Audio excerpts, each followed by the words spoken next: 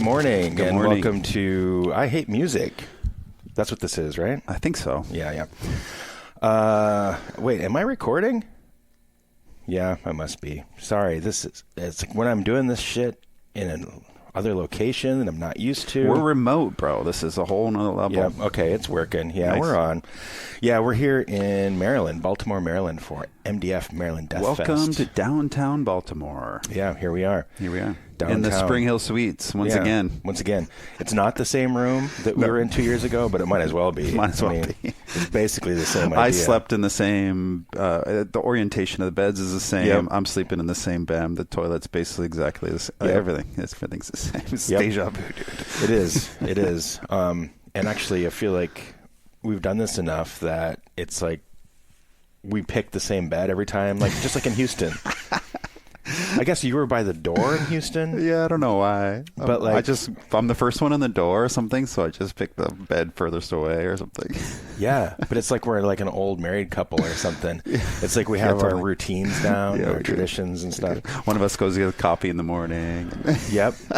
We just like switch off lift rides and you know, it's a good system we have. Beers and all that stuff. Yep. But yeah, so they didn't have MDF last year. Nope. But we were here 2 years ago. Yes. And that was a good one. But yeah, we're here this year. Got in yesterday at about 4:30 or so. I was thinking about my life and how things have changed in the last 2 years. And actually not much has changed. I feel like I'm almost, I've had a few different experiences or whatever, but I'm wearing the same shorts I wore 2 years ago. And like I have the same wardrobe. Like nothing's changed. Well, I mean, that's good and bad, right? Yep. I mean, it's just crazy how quick time goes by, Yeah, it's true. Yeah. I remember last MDF thinking like, oh, fuck, man, that's 2 years now. It's going to be a while. It's going to be a while. And now that went by like nothing. Here it is. Yeah. So, yeah, anyway, we've had our tickets for a while. Yep. And then as most people know, I think, I ended up getting booked to play it. So Agalok is replacing My Dying Bride on Friday. Yeah. So now I had to bring my bass and my equipment and stuff. So you had some extra gear to bring for sure. Yeah. But you guys playing comes with some perks too, which is nice. We got picked up at the airport. Got picked up by the MDF staff at the airport. There's some perks, but I do kind of have to be in work mode tomorrow a little bit. No, that's no problem. But no, it'll be great. And I'm excited to play. Hell yeah, dude. Brand new stage, I believe. Still haven't quite MDF. seen where that is here, but we'll find out tonight, I guess. Yeah. Sodom's playing up tonight. Again. Who is? Sodom's playing again? Yeah. On that stage. Can't even keep track of all this stuff. Yeah.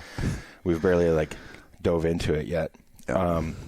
So yesterday we went to Phillips Seafood in downtown. Right by the venue and the waterfront. Yep. That was good. I was happy to sit down in some AC. Yes. Have a beer. It's tropical style, like humidity and 85 degrees or whatever. Yeah. So it's spicy for sure. It's spicy. But yeah, we had some seafood. We had some great crab cakes. Yep. The guy upsold us on, what was it, the ultimate crab cake or something? No, he called it the elevated, I believe. Elevated, yes. Yeah. Which was like a cake. certain percentage of crab versus breading or whatever. Yeah, he said like 86, 87% crab or something. But it was really good. And I've had crab cakes before, but this was much bigger than I'm used to. Yeah, exactly. When they saw it on the menu, it was like $40 or something. It's like, oh, I wonder how big it's going to be. Right. But it was actually pretty good. Pretty good. Yeah. I pictured multiple crab cakes, not just one. One but big one, It was served in a little skillet. Yeah, totally. Yeah, it was good. I'm glad we did that because last time we were here, we didn't really take advantage of the local, what they're known for. I feel like we tried to. We tried. And that first night we had that crab chowder thing. And that was pretty good. I felt, and we had that pizza. Yeah. And the pizza, I don't remember being very good. And the server was just on us the whole time. It was a little bit annoying. Yeah, but this time we had a better experience. The oysters were no good. We're used to West Coast oysters. West Coast oysters are much better. Far superior. Yeah. It's funny because everybody I've talked to about that agrees that West Coast oysters are better, and I think it has everything to do with the temperature of the water. At least that's Hunter's opinion. Yeah. And I can get that because they're colder, fresher, all that, more briny. Yeah. These oysters last night were pretty flavorless. They were.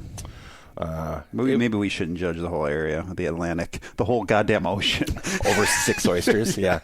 Well, but what I was going to say is interesting because David Chang says that he prefers East Coast oysters. Oh, wow. But he's the only one that's ever said that. Okay, I wonder what his reasons as far as I know. are. Yeah. Yeah. But, there's all sorts of different variances and the types of oysters. Of and, course, all that, of course. But anyway, it was fun. We had a good meal, but we ended up missing Crypt Sermon, We did. Unfortunately. We missed Crypt Sermon. But we needed to eat. We did. Yeah. Because the show started, even yesterday, it started at 5:30 for the pre-show. So that's right. That was crazy. Yeah. So we got here about that time. So. Yeah, so we missed Crypt Sermon, but we headed over to Soundstage, met up with Tanner Anderson. Yes. Hung out with him for a bit. That was awesome. Yep. Always good to see him. And then we watched part of Midnight, like half of Midnight, maybe? Just a little bit, yeah. Always good to see them. We watched 2 minutes of Midnight. 2 minutes of Midnight. Close to 2 minutes to Midnight. Yeah. That's pretty good. It's confusing, though. Midnight played at, what, like... 7, I'm looking at the schedule right now, 7:10. Yeah. They should have formed like another band called 710 and played at midnight. Oh, God. That would have been amazing. And then be midnight at 710 and 710 at midnight. Yeah, that's good.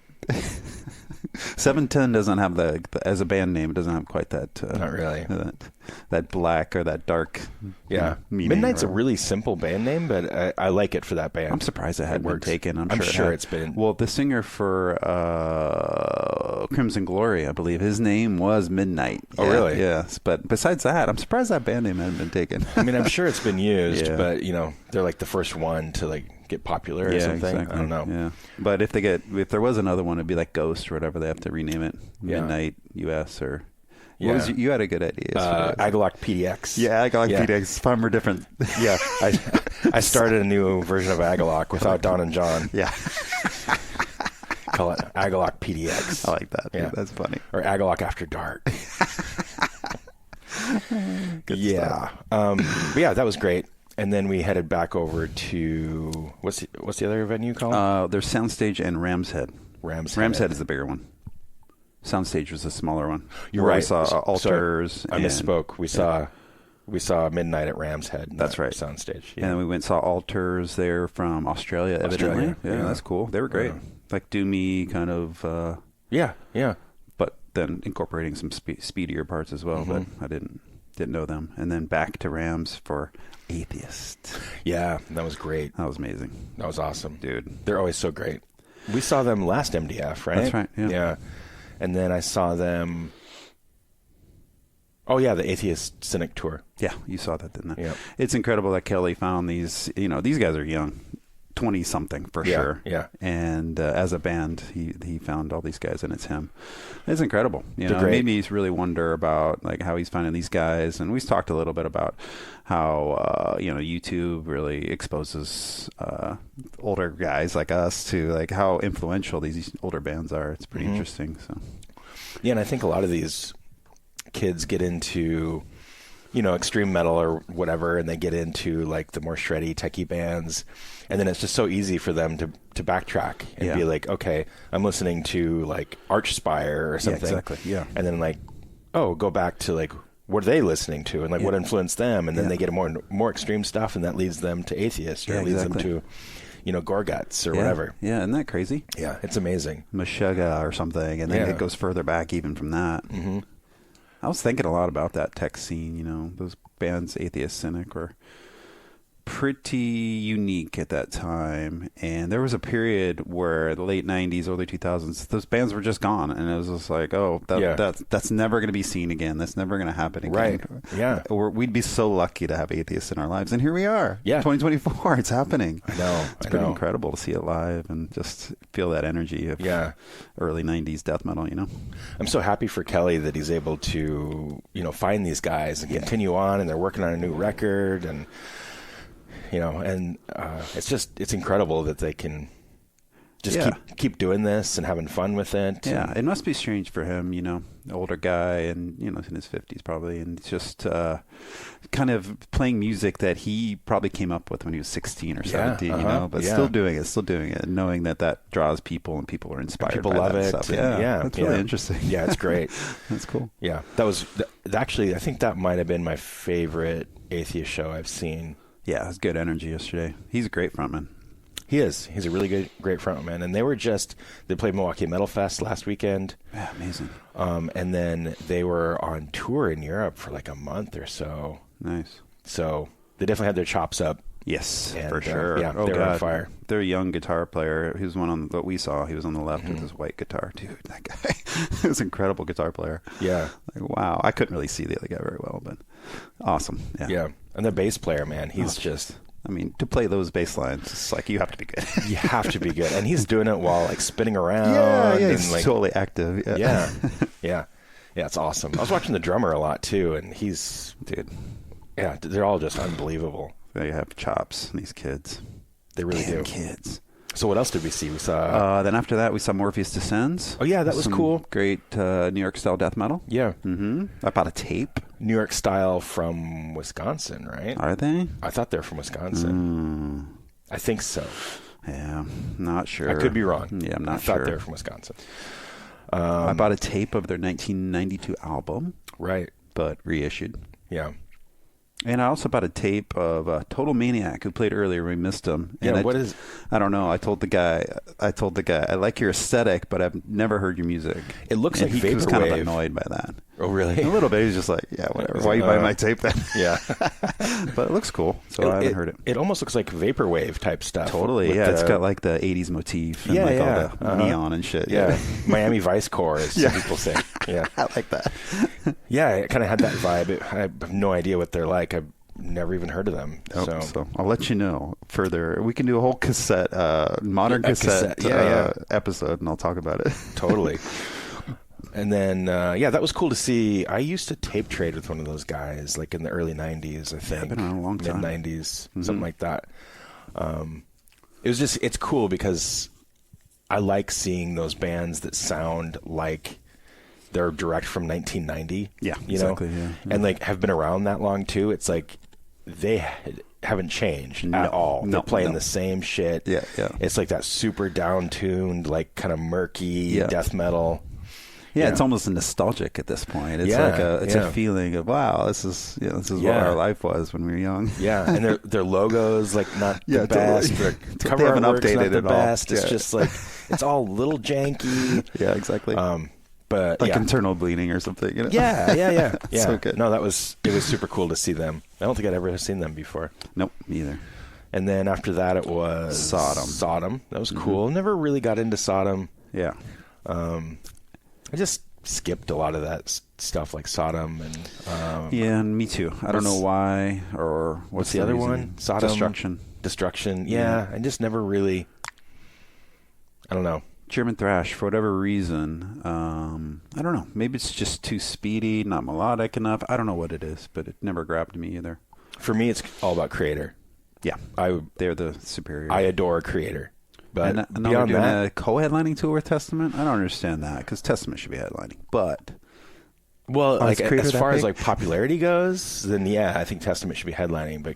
But Creator are legends too. Sure, of course, yeah. So I don't know. That's tough. I don't know. Sometimes I might go see. You said that's at Roseland? Yeah, I think so. I might go see that. Yeah, I forget what day, but I've never seen either one of them. So, well, Testament's great, obviously. Yeah, but you saw Creator with Merciful Fate, right? Yep. Yeah. Yeah, they're tight live, dude. Really cool. Oh man, they were really big for me in high school. Something about them that's different. I think the tightness and like the precision, something different. That's not as loose as Sodom or Destruction. I don't know what it is. I can't describe it. For me, it was I had a hard time getting into like the trad metal stuff, and like Sodom and Destruction. They have like the kind of cheesy record covers and like the spikes and stuff. And Creator was more like, it felt more like death metal-y more to me, or something. Yeah, darker. Or like more real. It wasn't like fantastical. It was more nice, like Pleasure to Kill type of shit, which is just like totally vicious. Yeah, exactly. They're closer to Exodus maybe than maybe Motorhead, like these other guys are. Right. Yeah, that could be it. I think that's it. Yeah. I think you're onto something like there. Sodom and Destruction or Motorhead, then thrash or whatever. Right. Yeah. I think that's it. Yeah. I think that's totally it. But and then we saw what was after that. It was Melakesh. Melakesh. I think it's Melakesh. Yeah. I said they're from Armenia, but I We was looked it wrong. up, yeah. And you said that they're from They're Israel. Assyrian, Assyrian, from Israel. Right. So from Jerusalem. Yeah. Okay. But living in Europe now, somewhere. Amsterdam or something. Amsterdam, yeah. Yeah, and they've been around for quite a while, and Proscriptor from Absu was their drummer on one record, I think. Cool. That's cool. Yeah, I remember the records being different. But Yeah, to be this fair, was really groovy. Like yesterday was groovier and a lot of more mosh parts and stuff. I remember I haven't listened to the records in a long time, but I remember the one that I was into is called Sphinx, I think. And it was, I feel like it was more Middle Eastern sounding, kind of like Orphanland or Nile. Yeah. Where they kind of like incorporate that stuff. Maybe they just can't do that live. So but that's hard. You know, I don't know. But I really enjoyed it, and I feel like it was kind of a treat to be able to see them. Yeah, here. Special, yeah. I don't think they've played in the States very much, if at all. Yeah. I saw them in Germany years ago, but nice. Yeah, but that was great. Yeah, that was really cool good. to see. I meant to see if they had shirts for sale, and then I forgot. I don't know. It seemed like all the merch was out early. Yeah. They didn't have any there, but maybe they put some out later. Yeah, we missed it. Yeah. I got an Atheist shirt, though, so that was good. Very cool. Yep. Yeah. Awesome. Yeah, it was a good night, and we were pretty tired. We came home and slept at least 9 hours, I think. Something like that. 10 hours maybe we just slept. So that's good. I feel a little more refreshed than yesterday. I feel like we got back to the hotel, like we crawled into bed. I think I was like asleep like right away. Yeah, you were. Yeah. Yeah. Because you were like turning off the lights and stuff like that. I think I was out. I was exhausted. Yeah, it was a long day. Yeah. And we woke up at 4 something to get on the flight. So. Oh, man. Yeah.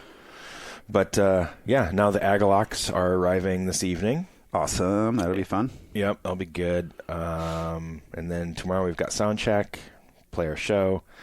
What are we up for today? Today we're going to go get some food, but first bands start relatively early. We'll probably miss a few of those, but the first band I'd really want to see is Stabbing. I want to see Durketa before that. Oh, Durketa, yeah. It's 6:30. I don't know anything about them. Durketa's kind of like old school. I'm going to say all female, but that might not be true anymore. I'm not sure. But, yeah. And then Stabbing, and then Atheist. Oh, yeah, the band nobody can pronounce. Yeah. It's like some kind of Lovecraftian something, nice. I think. Yeah, exactly, yeah. And then Cenotaph, which I don't know either. I hope that we can crush them. Yeah, I sure hope they're both thrower worship. And then At War. Mm-hmm. And then Mortis Scold. Okay. Some death metal. Internal Suffering. Sodom Again. Esoteric. Oh, yeah, Esoteric. I don't know what they're... Doom, right? Yeah. Awesome. Yes, yeah. And then I'm very eager to see Broken Hope. Oh, yeah, Broken Hope. 12:10. That's going to put us home late, but that's okay. We're rested. Oh, yeah. Yeah, that's fine. I don't have to do anything until 1 tomorrow. So Good. We should be able to get our sleep. Yeah, and I feel really, really rested and good after that sleep. Me too. Yeah. Today's going to be a good day. I'm excited to get some more food. Yep. Be good. Yeah, that'll be awesome. Had a nice little chat with Paul Masvidal this morning. That was nice. Always good to wake up to a message from that guy. What a guy. I can't wait to actually have him on the program, and hopefully we can. Yeah. We need to schedule that, but he's in London right now, so yeah, it's going to be a little bit of a time difference, but yeah. He's going to be on. He wants to talk about, I guess we can talk about it because he definitely wants to do it, but he's working on a Focus documentary, and he told me he has like hundreds of hours of like footage of them in the studio recording Focus. Damn. And they're talking to everyone from like Scott Burns to Jason Goebel, like obviously the people that are involved and people that are influenced by Focus, which is like everybody. Everyone, yeah. Don and I were interviewed for it a couple months ago, but he wants to come on and talk about that because he's kind of doing it himself, is my understanding. Oh. And so he needs to do some like fundraising for it. Okay. And I've told him I want to help with that, so we're gonna have him on the podcast, talk about the Focus documentary. Love that. I want to talk about like his jewelry making. I want to talk about, obviously Cynic, but I really want to talk about other things that he's doing. He's got a lot going on. Yep. Yeah, he's doing his solo shows now. Want to talk about that. He's a creative guy. Yeah, he's just the best. So We're going to have him on hopefully soon. Good. Hopefully the next couple weeks we can arrange something. That'd be amazing, cool. dude. Yeah. Cool. All right. Well, should we go get some food? Let's do it. All right. See you tomorrow. Yeah, we'll check in tomorrow with the update. Sounds good. Cheers. Bye.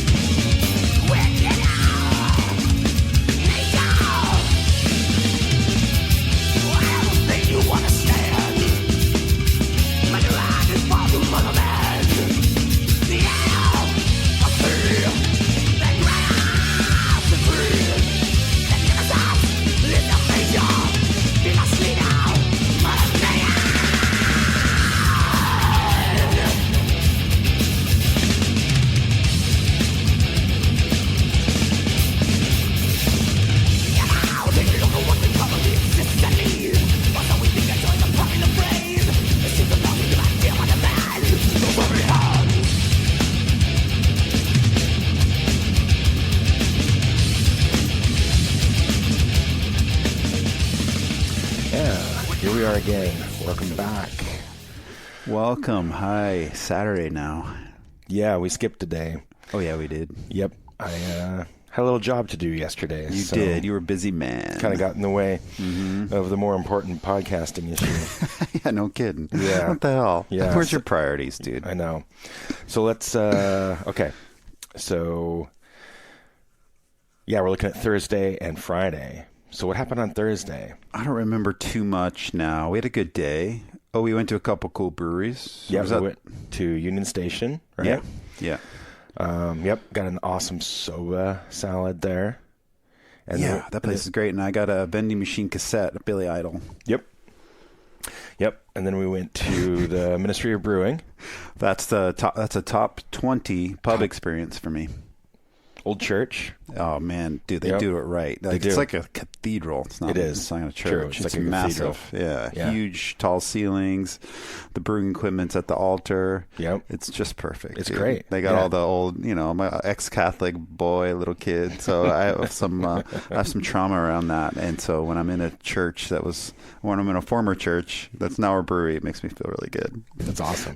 Yeah, that place is great. And then after that. What do we do? Oh man, I'm drawing a blank. Who's on the schedule? Dirketa, I think, was the first band we saw. Went and saw Dirketa. That was great. I didn't know much about them, but female fronted. Actually, all female except for the drummer. The drummer, was not. But yeah, old school though. Yeah, and I was sad to see there were no cassettes for sale. Yeah, so I didn't get any merch. Nope. It's all cassette or nothing. Yeah. And then after that was Stabbing. That was great. That was great. And when we walked in, they had their merch table had $4 T-shirts, and we were like, "Well, that's kind of weird. Maybe we should get one." And then by the time we went back, it was $25. Yeah, I don't know what that was about. Yeah, but I was going to get one for my daughter, but and I was like, "Oh wait, that's weird." Because they were pink too. Yeah, pink. Really cool. Yeah, dude, they were great though. That's incredible. Like I listened to it yesterday as I was walking around the town, and it didn't quite have the same impact as it did live, but incredible live. Incredible. Yeah. I hate that term, female fronted. It shouldn't make a difference really, but it's just great to see like this young woman. Must be in her 20s maybe. Oh yeah, for sure. Hard to tell. Yeah. But yeah, I mean she's killing it. Her voice is incredible. Dude, I mean, I don't think girls need to disguise their voice in any way or anything like that, but it is so guttural and deep that you'd never know. No. It was a girl. No, I mean it sounds like so many other death metal bands from the last few decades. Like Broken Hope, maybe? Like, yeah. You've been obsessed with Broken Hope, man. Oh, yesterday I stumbled upon a Broken Hope documentary put together by Jeremy Wagner, and it's like all this old VHS footage. I don't know, dude. Something really...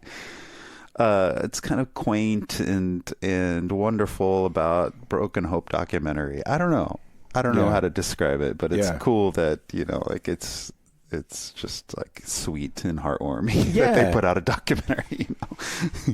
It is, yeah, and like all that old footage of them on tour and stuff. So anyway, yeah, she sounded like that. Yeah, they were great. Super high energy. Crowds seemed to love them too. Oh, yeah. Oh, dude. Yeah, we had some dark times on this night. Oh, we did. Yeah, we went through a lull.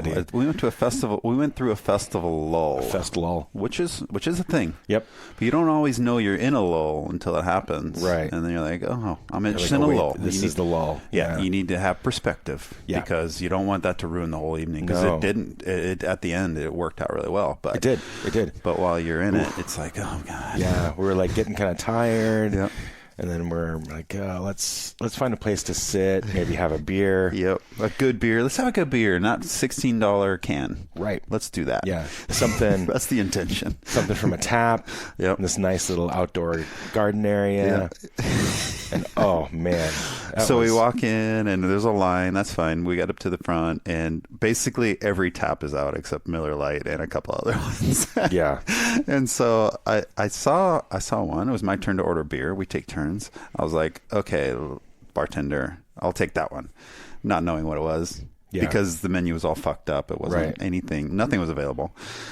Turns out it was like a shandy. Yeah. A fruity shandy. First one. Yeah, it was not like a shandy that I'm familiar with either. It was like super watery. Yeah. I don't like Leinenkugels has like their summer shandy and like that's their thing. I see. I don't think it was that. It was I don't think it was. Yeah. It was something different.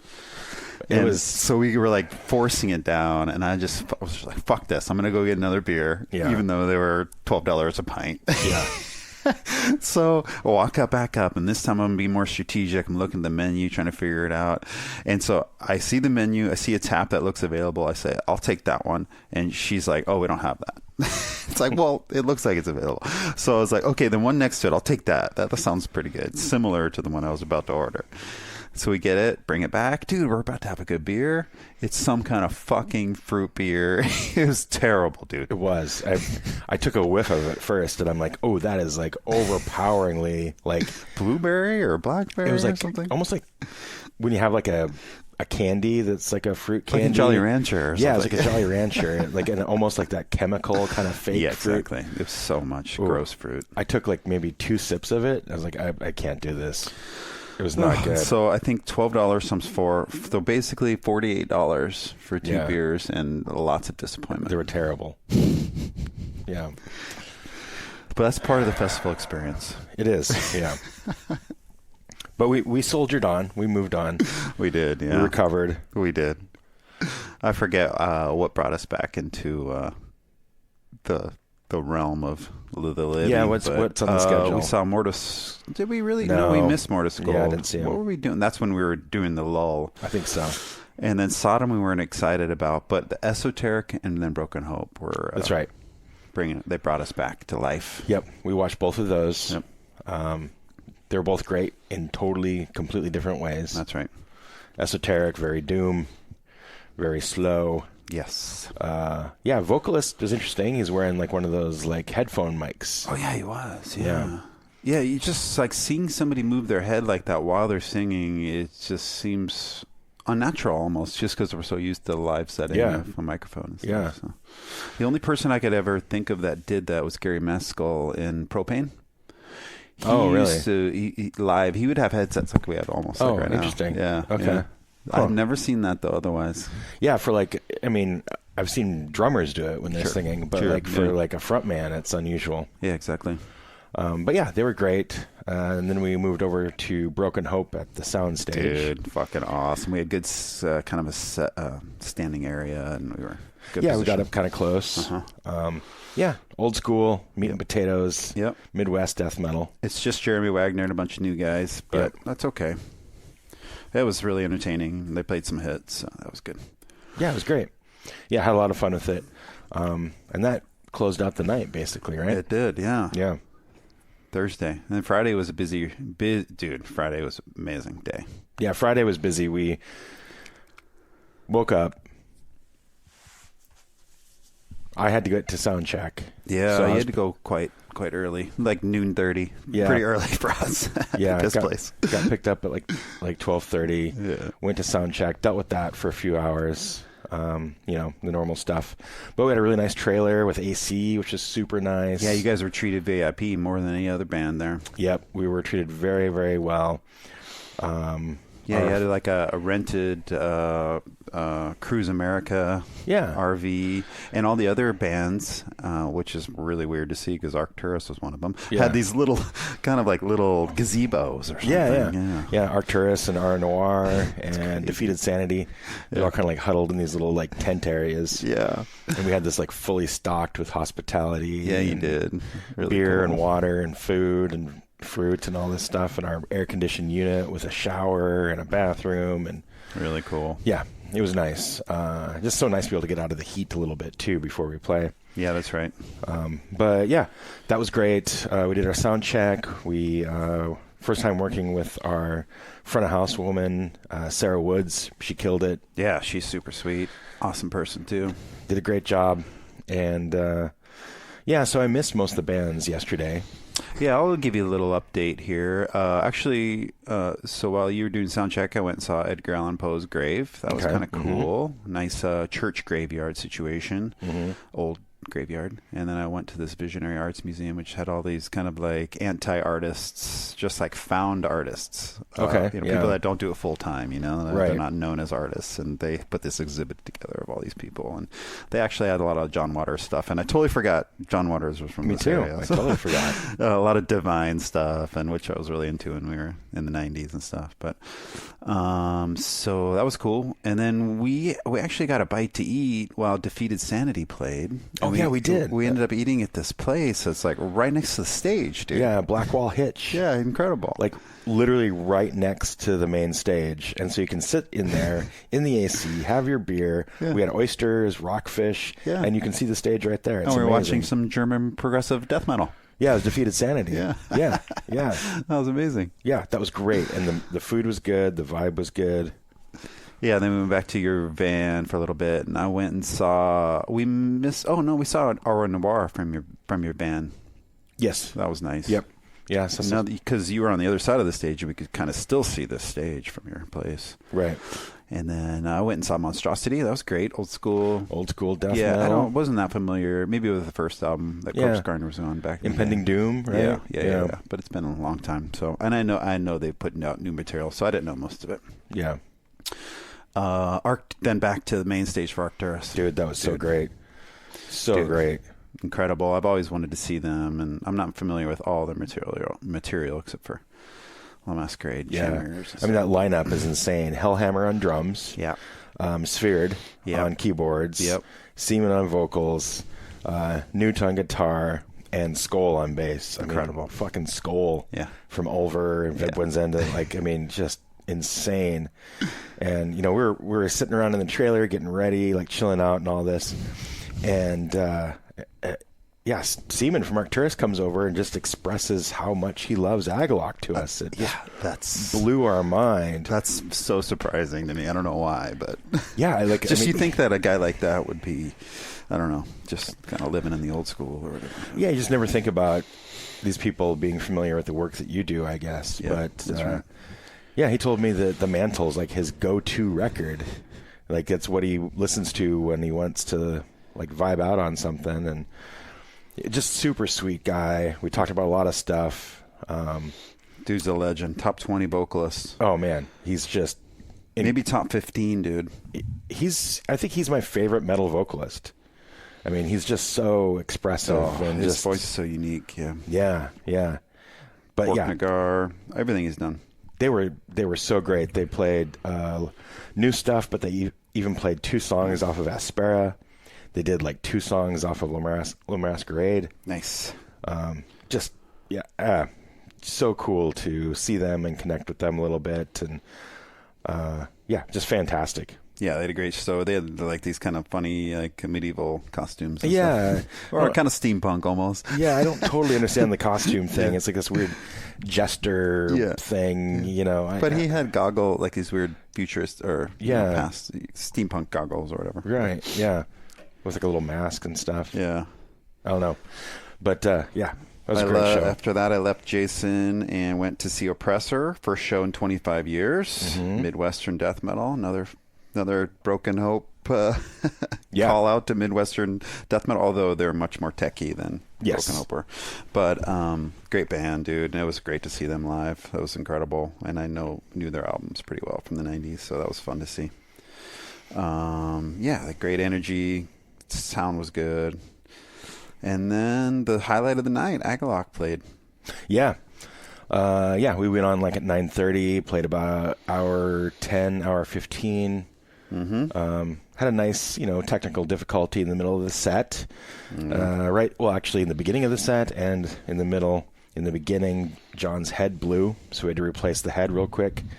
And then he had a patch cable go out in the middle of the set too. That's crazy. Which kind of made a couple songs a little bit interesting because his guitar was just cutting in and out. Yeah, exactly. And at first, honestly, we were playing and I thought he was trying to do something rhythmically weird. Oh. And then I'm like, well, no, that's not John. He doesn't do that. That's Don, if anybody is going to do that. Yeah. But then I looked over and they're both playing normally and I'm like, fuck. It was just cutting in and out. Just, I'm like, fuck. So luckily you guys pushed through that because it was a little like, oh shit, what's happening? Yeah, they were able to identify it pretty quickly, replace the cable. But it made the middle of the set a little hard, and then had some sound issues on stage, and John did too. But shit happens. Shit happens. As a fan, it sounded great out there, and your guys' energy, and you guys seem comfortable. You guys seem more just gelled together in a way that I hadn't seen. I guess all these reunion shows have been like that, but it's just great to see. Yeah, it was good. I think the reception was good. Yeah, fans were into it. Biggest pit I've ever seen for Agalloch. Yeah, we had a pretty big pit. Yeah, it's surprising. Yeah, it was, and it's just so cool, that, from that vantage point on stage, it's I'm so used to looking out into a venue. Yeah. But here I am overlooking downtown Baltimore at night. It's cool. Awesome, dude. You see planes flying around. Yeah, and the helicopters were low. I don't know what they were doing. Oh, I didn't see the helicopters. Yeah, there were multiple flying around. It was interesting. I don't know what they were doing, but yeah, that was cool. I guess we're guessing maybe 5,000 people. I would think so. Yeah, at least. So hard to say, but it is. But it was packed. I would guess around that. I witnessed a lot of passion. Agalloch brings out the emotions in a lot of people, so it was kind of cool to see from the crowd. Yeah, I think it was a good night all the way around. And then after the show, we chilled out in the trailer for a little bit.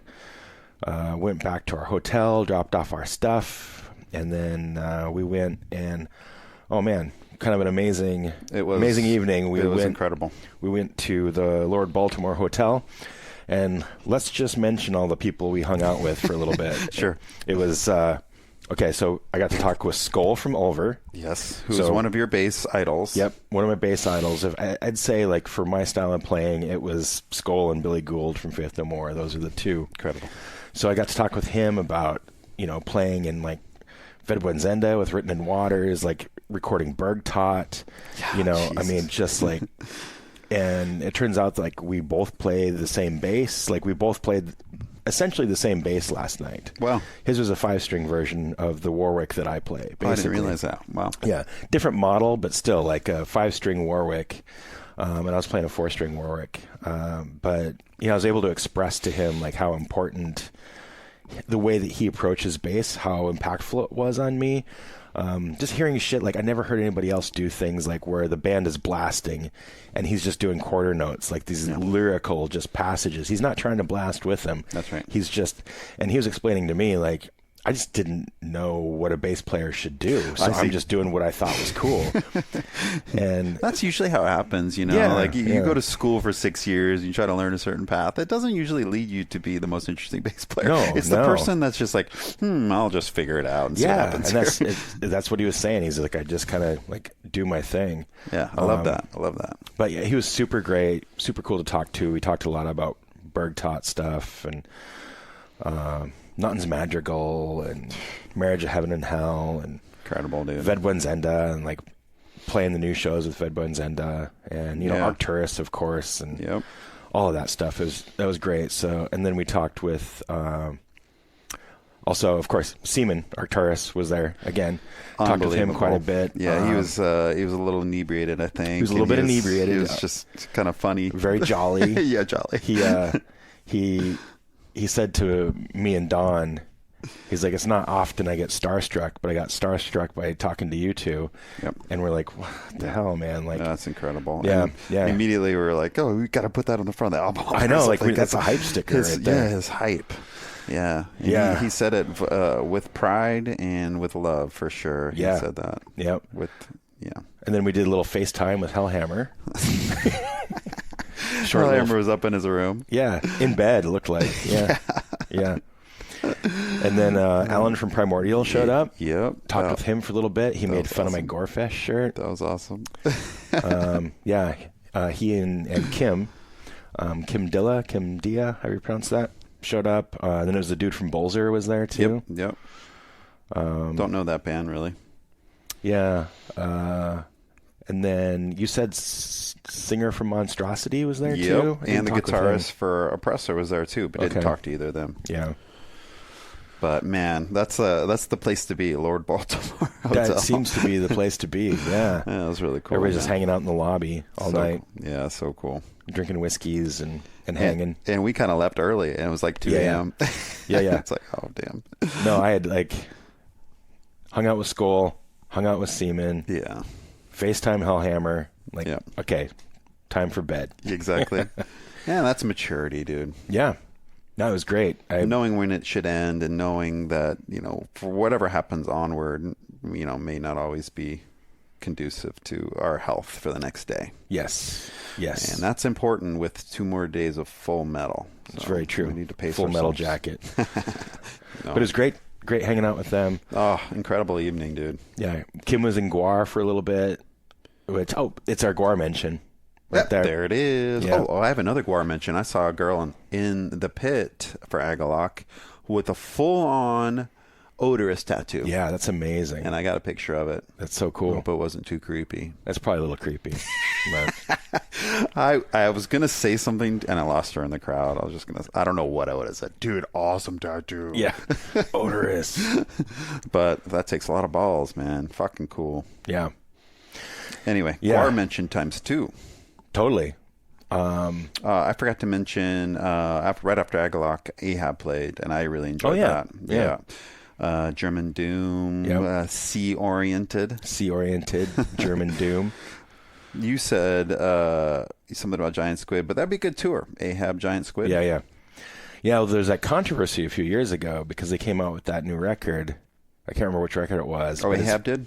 Ahab did, and it's basically the same record cover as the Ichthyologist from Giant Squid. And they're both seafaring, and it was like AJ does all of his own artwork. So it's like literally this, if you can Google it, it's like the Ichthyologist is this hand thing that has like tentacles on it and stuff, and they have a record that's almost exactly the same. Oh my God, I didn't know that. So AJ called him out. I mean, I could be misremembering the story a little bit, but I believe he contacted them because it's pretty blatant. Yeah. And they worked it out. I believe AJ told me that they did not rip off Giant Squid, and there was like some kind of weird coincidence because it's based off of something else. Or, I see. I don't know the whole story. I don't remember. Yeah. But it turned out to be like totally cool. Okay, good. But it was like when that record was released, I was like, what the fuck? Like, because AJ like drew that. It's not like you took it from somewhere else. Yeah, exactly. Yeah. But anyway, apparently it's like totally legit, and they're all friends, and everything's good. But I do like to jokingly call them Giant Squid Jr., which is completely inaccurate because they don't sound anything alike. No. It's just their concepts are kind of similar, sort of. Exactly. Yeah. C bands. Are there any other C bands? Carcass? Confessor? Oh my God. Not bands that start with C. You mean like seafaring? Yeah, exactly. Yeah. The guy at the Decibel booth had the Confessor shirt on. Not yours, but not mine. Yeah, but pretty another cool one. though. Yeah, pretty cool. Yeah, Albert. Oh, that's one great thing about festivals, right? Just All the spotting the shirts. merch and just seeing people like wearing some obscure shit. It's like, oh my god. Yeah, Alan last night had this like Morbid Angel demo shirt that he said was like from the demo era or something. Original. Yeah. He was wearing it like he cut off the sleeves and everything. I mean, it was like falling apart and holes all over it. Yeah, that shows. Oh, well, it was a way to show off his tattoos and stuff too. You know? Yeah, totally. Which we got to get more of, I guess, if we're gonna do something like that. Primordial is sometimes kind of seafaring. They have like the coffin ships and stuff. Yeah, that's true. Yeah. That's true. Yeah, I can't really think of any other like seafaring bands. Oh, there's probably some of those Viking bands that do it. True, like Amon Amarth and stuff. Or even newer, like pirate bands. You know? Yeah, there are. There is a pirate band too, like a pirate metal band. Yeah, I can't think of what they are, but yeah. But that was great.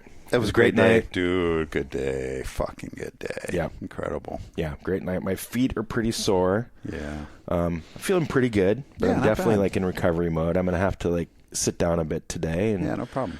Just be aware of myself. We took it a little easier on beers. I did.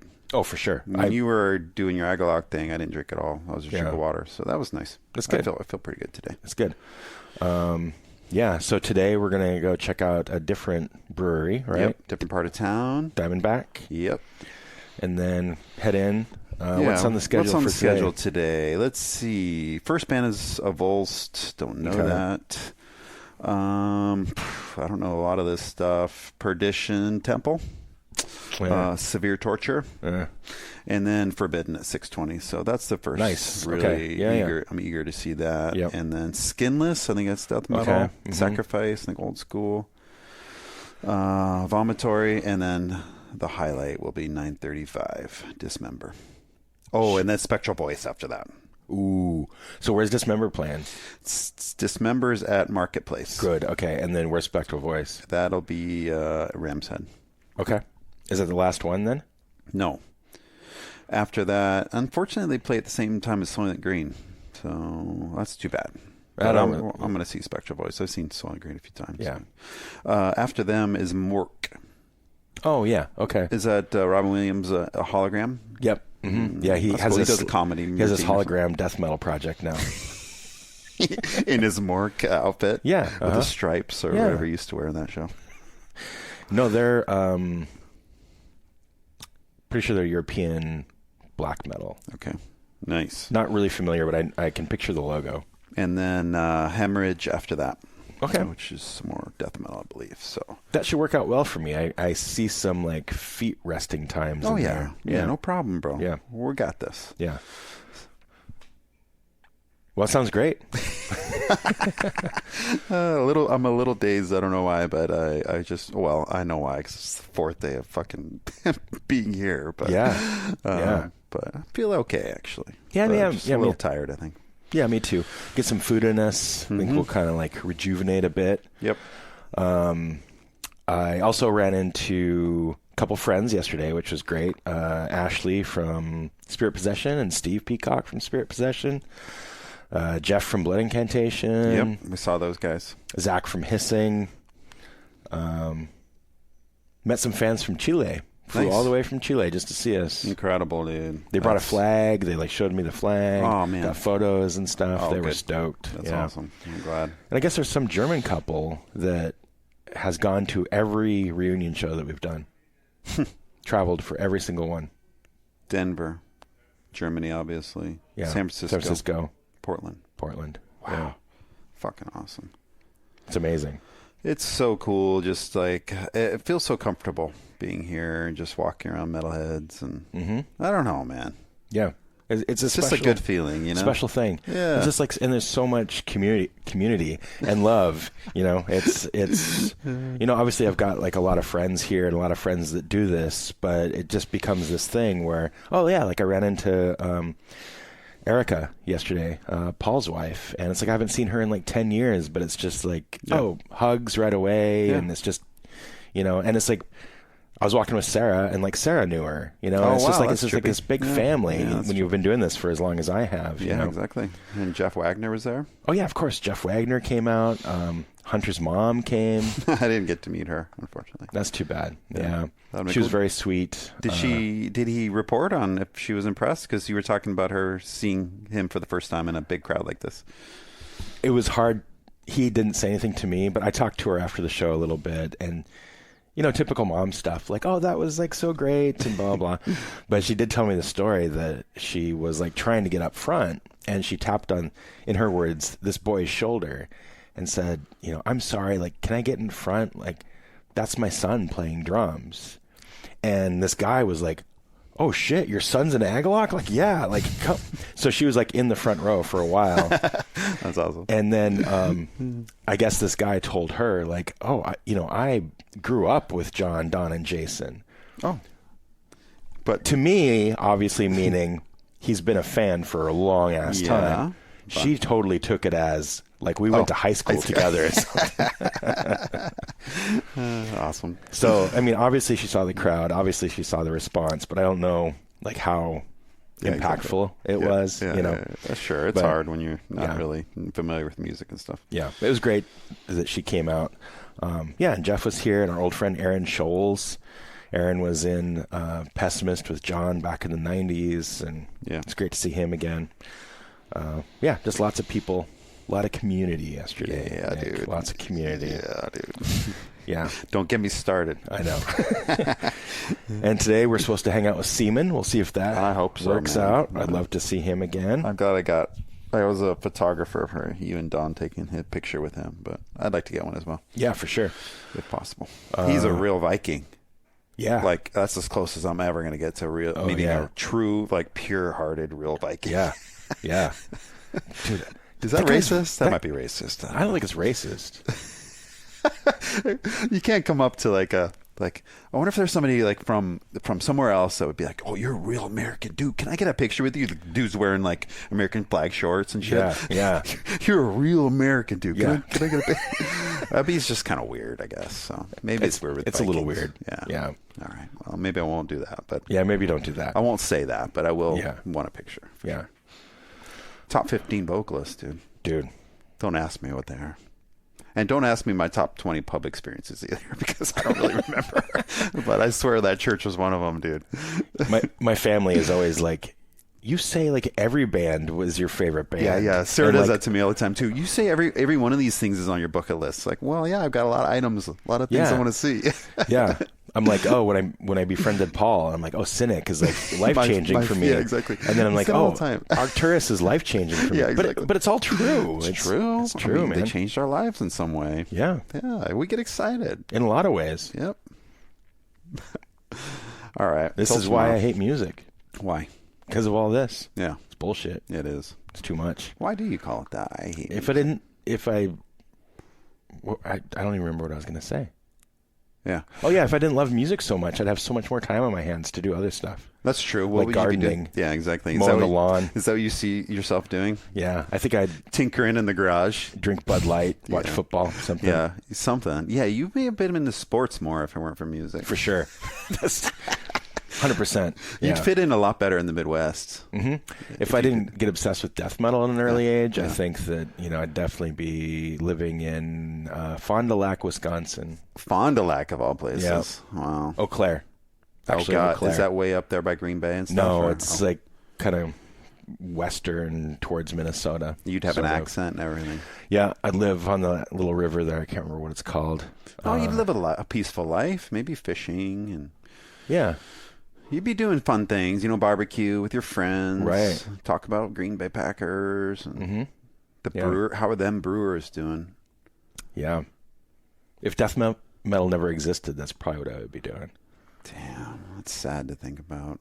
In an alternative universe. Are you saying that's the only thing that makes you unique, though? That's not true. You'd be a unique person, just in a different way. I'd be a really fucking weird fisherman. Yeah, you would. Yeah. Yeah, you would. All the fishermen guys would be like, nah, you know, most of us are similar, but that Jason. There's something off about that guy. I just feel a little uneasy around that guy. Yeah, just something just a little off. Yeah, the way he threads his needle, you know. Yeah. Oh man, I don't get it. Yeah. The way he ties that knot on that fish hook. When I lived in Wisconsin, everybody called me Jack Black. So, you know, I think it would be like one of those things. Like I'd be maybe like more of like a Jack Black character where like in his movies, he's always like kind of like the oddball or something, right, yeah. You know, maybe like a little hyper or something. Yeah, maybe. Oh yeah. You'd be much more hyper. Maybe I would be. Yeah, maybe. That's funny. A parallel universe. That exists out there, dude. Do you believe in that? The multiverse, all these different parallel universes. If Paul believes in it, I do. He's your guru, dude. Oh, man. You'd be in the church of Paul if he was like the leader. I think I already am. Yeah, maybe we all are. I think we all are to a certain extent. What did John say live when he was in crowd? Oh, he said something about our friend. He did last night. He told the story, and he said he did not say Masvidal, but he did. He said, okay. He said our friend Paul Masvidal is in the audience, and you could see like everybody being like, "What?" Whoa, yeah, exactly. Because who expects that? Yeah, you know, exactly. Especially in San Francisco of all places. Yeah, so, and for Agalock, I mean, it doesn't make any sense. Yeah, they're not quite parallel. No, there, so. But everybody's kind of like, and he said, I think something like, we think that Paul will like this next song because it's about aliens and shit. And then he said, it's called In the Shadow of Our Pale Companion. And Don and I are like, what? That's hilarious. John.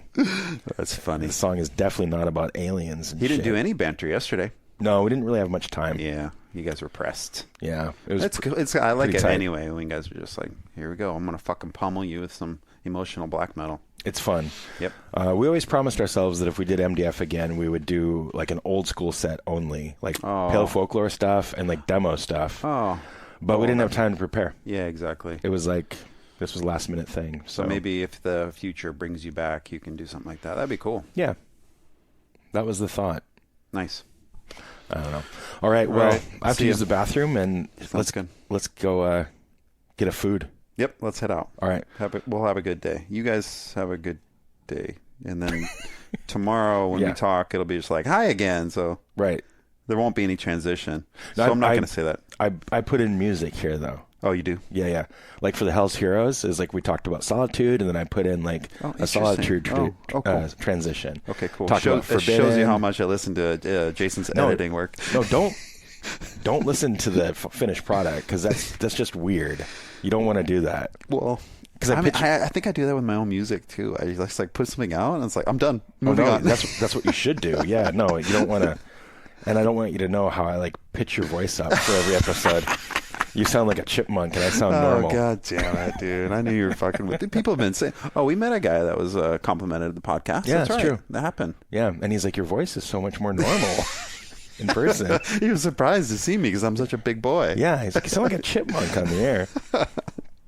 That's funny. No, I used to do that when I started the podcast in the beginning. I used to do weird little things, not like that, but like when I had Jesse, the zoo boy, on, like I flew in these little like insect noises and stuff like throughout the entire podcast. I just don't have time or the inclination to do that type of shit anymore. Yeah, that's too much work. Man. Yeah, you got too much shit going on, fly fishing and stuff. So yeah, oh man, I got to take up fly fishing. Maybe. Yeah. Maybe once you're out of this music phase, dude. Right. Once I'm finally out of this death metal phase. Yeah, exactly. Well, let's leave them with the quote that Jeremy Wagner said. Yeah, okay. He said something like, this festival is all about what we have in our DNA, and that's death fucking metal. Perfect. And that's it. I resonate with that. What else more can you say? Yep. Resonated with it totally. All right, bitches. See you tomorrow. Bye. Bye.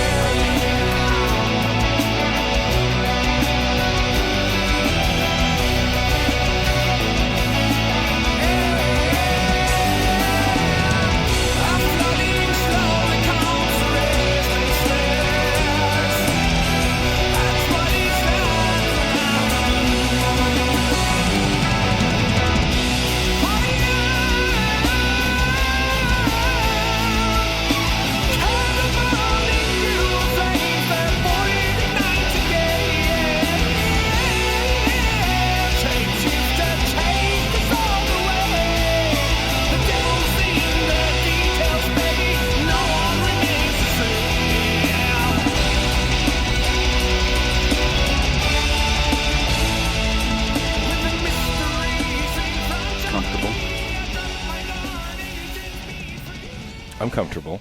I'm comfortable. I'm comfortable. Ninth realm. Dread sovereign. Dread sovereign. Cemetery piss. Check. Poon tickler. Tickler. It's fucking guttural. Gotta get his book, dude. So fucking guttural. I gotta get that book.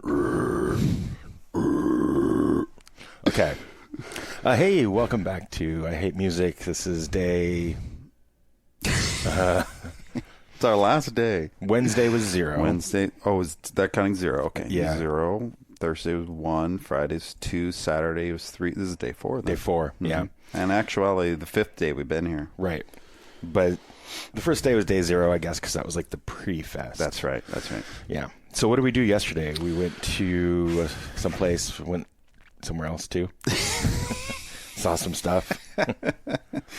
We went to 2 new breweries. Yeah. And one had a cover band playing. That's right. The first one. And it was called something. I don't remember. Diamondback, yes. Yeah, that was cool. It was a good beer, good pizza. Yeah. Shitty hummus plate. Yeah. Shitty pretzels. Yeah. Pizza was good, though. Pizza was great. And the beer was good. And the cover band was the worst of the worst. Yeah. It was a bit rough. Yeah.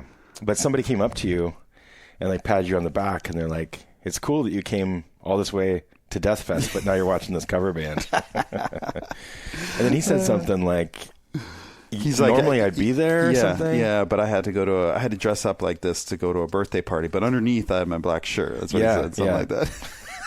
That was funny. That was funny. It's really remarkable how much of a thing it is here. I mean, like it seems like most people are aware of it and like welcoming. Yep. And yeah, it's crazy. Yep, it's pretty cool. And there's a lot other things going on in Baltimore too. So it's felt the weekend has felt very busy out there. It's a busy world out there. Yep.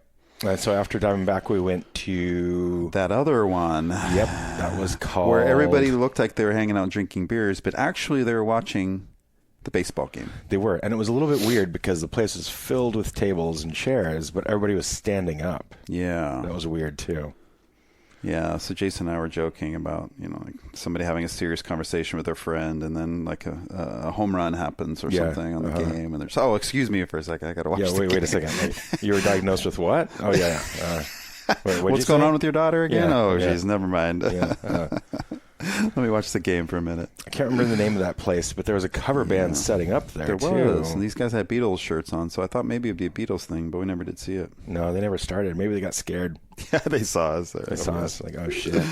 Yeah, I kind of assumed it would, be Broken Hope or Oppressor or something in there. No kidding. That'd be amazing. Like a side fest with them. I mean, that'd be kind of cool. Like just playing some pub or something. Yeah, it would be. I like that a lot. But anyway, that place had pretty decent beers too. Yeah, but it was kind of false pretenses because false advertising. I looked online and it talked about casks. Oh, yeah, that's right. And so it's like, let's go there. And then they didn't have any. The guy's like, oh, we haven't had casks since we moved to this location. Like, well, that means nothing to us. Yeah, exactly. It didn't make any sense. Was that yesterday or 5 years ago? I don't know. Yeah. But that place was all right. Got to put our feet up a little bit. Yes, exactly. And then that's the most important. Yep. Then we headed into the fest area. And what happened then, Nick Wusz? Oh, God. Well, we were able to, thanks to Jason, have the artist pass. So we got into the backstage area. Yep. I suppose we met up with John right away there. Did we? Or yeah. was that later? Well, we met up with John pretty quickly because we were in the normal area with all the peasants. Yeah, we were. And then we saw John over in the Kingly VIP area. Yeah. And I was like, oh shit, we should go over there.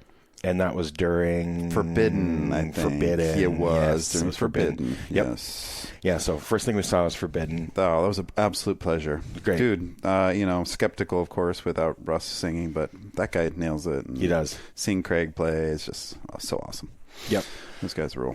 Yep. Yeah, it was great. I think it was a pretty similar set list to what we saw at Hell's Heroes. I believe it's exactly the same. Yeah. But that's okay. They've been touring, I think, too. So yeah, that was totally great. After that, we went to... Before that, we saw Yellow Eyes. Oh, sure, we did. Very briefly. We did, yeah. And I was trying to get merch, and the guy there was just nobody there. No. All the stuff was on the guy's table. Yeah. But he wasn't there. And somebody had left a note. It said, if you want to sell any merch, here's my phone number. Yeah. Like, oh, God, this is hopeless. Yeah. Well, it makes sense when they're playing. That's true. Yeah, that's but true. Like, when but they're later, not playing. it was later we saw that, actually. Yeah, that's right. Yeah. So when they were playing, there was somebody there. Maybe it was one of the band members. Should have been doing it. But yeah, that makes sense. Yeah. But they were good. Yeah. Yeah, it was good. And then we saw Forbidden.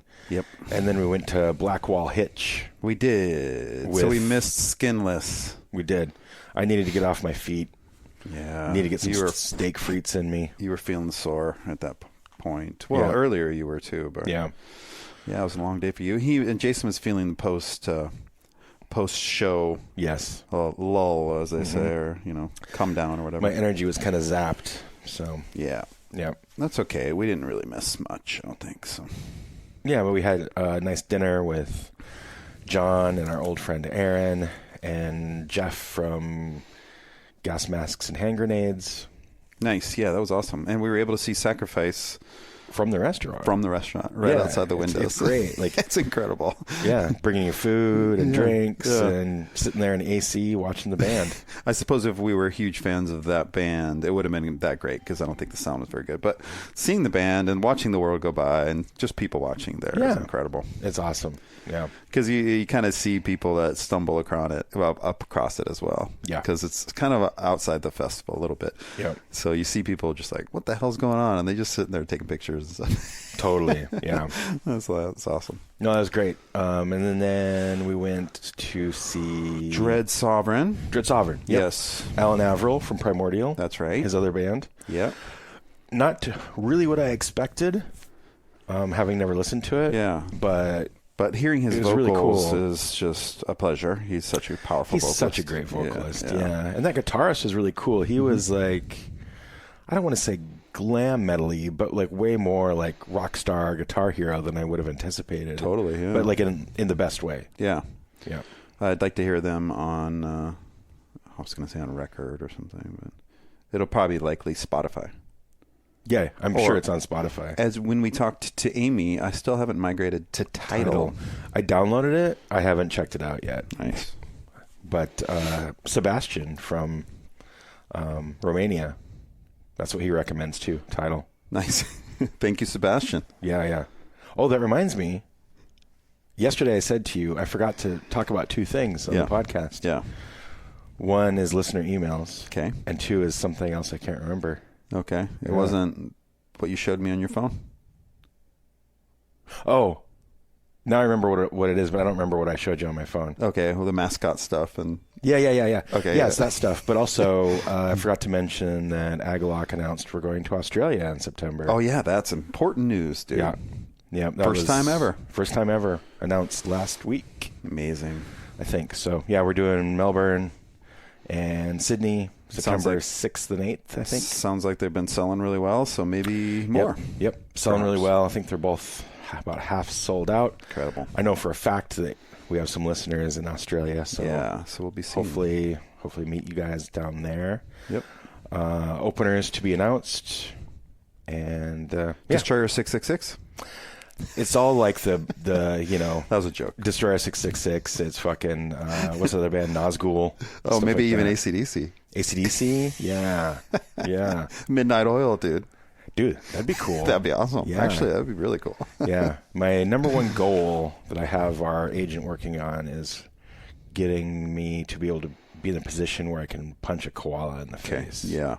That might have to be a private meeting without the zoologist guy there. Yeah. I mean, that's what rock stars do, right? They get these like weird fetishes and stuff, and it's like, all right. You don't want to destroy a hotel room or some shit. No. It's like, I want to punch a koala. Yeah. Jason from Agalock really needs some private time with a koala. Poor thing, though. I know. They're so slow moving and stuff. It's just like... You don't think he'd like it? No, I don't think so. No, I don't think so either. Like in the belly or in the face, or... I was thinking the face. Like a bop on the head? No, like a punch. Like right in the kisser. That goddamn koala kisser, you know? No, I really like koalas. I don't think I would ever punch one, but... It's kind of a funny dream to have, though. I mentioned that to our European booking agent, and in Germany, he brought me like a little toy koala. Oh, wow. So I could like nice punch the koala. Not get it quite out of your the system. same, but, No, but maybe you know. you'll get it out of your system that way. Yeah. Hey, dude, I mean, to save the koala, I'll let you punch me. I don't know if that'll feel any better or what. No, I don't want to punch you. No. But I'd do it for that koala. Yeah, Agalock, Australia, September. It'll be good. Dude, incredible.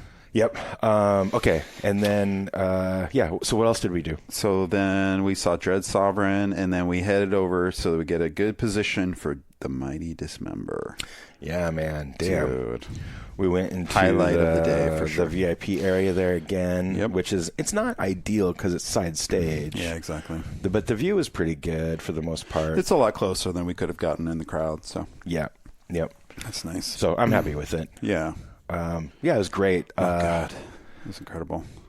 I mean, the rumor was, and I think John had said that, it was that maybe they'd play the whole Everflowing. They didn't do that. That's okay. No. They played some of the hits, but... Yeah, I mean, it was... some newer stuff, too. It was great, but I never really listened too much outside of, like, an Everflowing stream. Exactly, so... John was stoked. He knows, like, all those records. Nice. But, you know, they played Override of the Overture. They played Skinner Alive. Yeah. A band I just never thought I'd ever see. Yeah, incredible. It was great. Actually don't know the last time they toured or if they've even been around our neck of the woods, but... My understanding is that they've only played in the U.S. once, and that was at an MDF like 10 years ago. Oh, shit. They never toured, even back in the day. I don't think they've... Incredible. I could totally be wrong, but I don't think they've played here. Yeah, well, somebody out there correct us if we're wrong. But yeah, but blame Nick, not me. Yeah, that was great. Definitely a highlight. And it started raining at that point. Oh, man, it was beautiful. Yeah. It was actually really cooling. Yeah, it was. To feel that. Yeah, that was great. And it was really cool and special to be able to, like, share that moment with you and John and Aaron and Sarah. And yeah, it was great. That was great. After that, went back to Ram's We Head. went back to Ram's Head for Spectral Voice. Yep. Who play without lights. Complete darkness. Complete dark. Could not even tell who was singing. Nope. Must have been the drummer. I think it is. Because the three dudes from Blood Incantation up front. Yeah, and I don't think any of them were singing. Didn't look like they had mics or anything there. So. Yeah. It was like the only lights were like the ambient light coming from the bar area and like the lights on their amps and stuff. Yeah, incredible. Yeah, it's hard, man. I mean, it's slow stuff, so that would make it a little bit easier, I think. It's not like you're like trying to shred in the dark, but... Yeah. Oh, as far as the playing on stage, yeah. I didn't even think of that. Yeah. I was thinking about it from the audience perspective, just following along, because it is kind of slow music. Mm-hmm. Not having anything to look at, you know. You just kind of forces you to go inward, which is interesting. That's cool. Yeah, that's a cool idea. That's an interesting idea. Yeah. But, like, you know, as someone who has played on stages a lot, when it's too dark, it's really hard to know where things are. Like, I've been playing long enough that I'm pretty good at it, but it's like certain parts I'm like, fuck, I gotta see what's going on. You're talking about the fretboard. Yeah. Or even your pedals. Or the pedals and stuff, too. Yeah. Because you could trip over that. So that's those guys are young, though. You know, if they fell, they'd be fine. Yeah. They would be fine, yeah. I'm not too worried about They were awesome, though, and I picked up the cassette the day before, I think. So I'm happy to hear that. Yeah, that was great. And then what was after that? What did we do, dude? We saw more? I met a Dolphin fan. Don't take this from me. Oh, man. Do not take this from me. Somebody came up to Jason, of course, and was talking to him about some rare shit. This guy was really into your shit. Yeah, he had like my VBG demos from back in the day. Shout out to Cody. How does that... Cody, we got to find out. Yeah, Cody, send me some photos. I got to figure out how this happened. Yeah, and Cody, if you're listening, he needs to know the tale about how you picked up those tapes. Yeah, they're only 20 made, he said, or something. It might have been more than that, but still, it was 1991. Yeah, I was making them myself. I didn't make very many. Yeah, we need to know, Cody. Yeah. So he approached Jason, and then Jason went into the bathroom or talking to somebody else, and then I started talking to Cody, and he's asked me what bands I was in, and I was like, I'm in Dolphin. He's like, I've got all your stuff, and I remember mailing him some stuff now that I think about it. So, hey, I met a fan in the wild. Yeah. First time. That's the first time you've met a fan in the wild. Yeah. So we got a picture together and stuff. So I was pretty stoked about that. That's great. Thank you, Cody. You're a huge supporter of everything Jason does, and obviously that's transcending to me. So thank you, Cody. Well, but I think even before that, he was complimenting the podcast too. Yeah, that's true. Yeah. I've been surprised how many people have mentioning the podcast lately. People that I didn't even think would really know about it. Yeah. And I haven't really noticed our listeners growing as far as like numbers, but yeah, that's great. Oh, we were talking to those other fans too from Canada.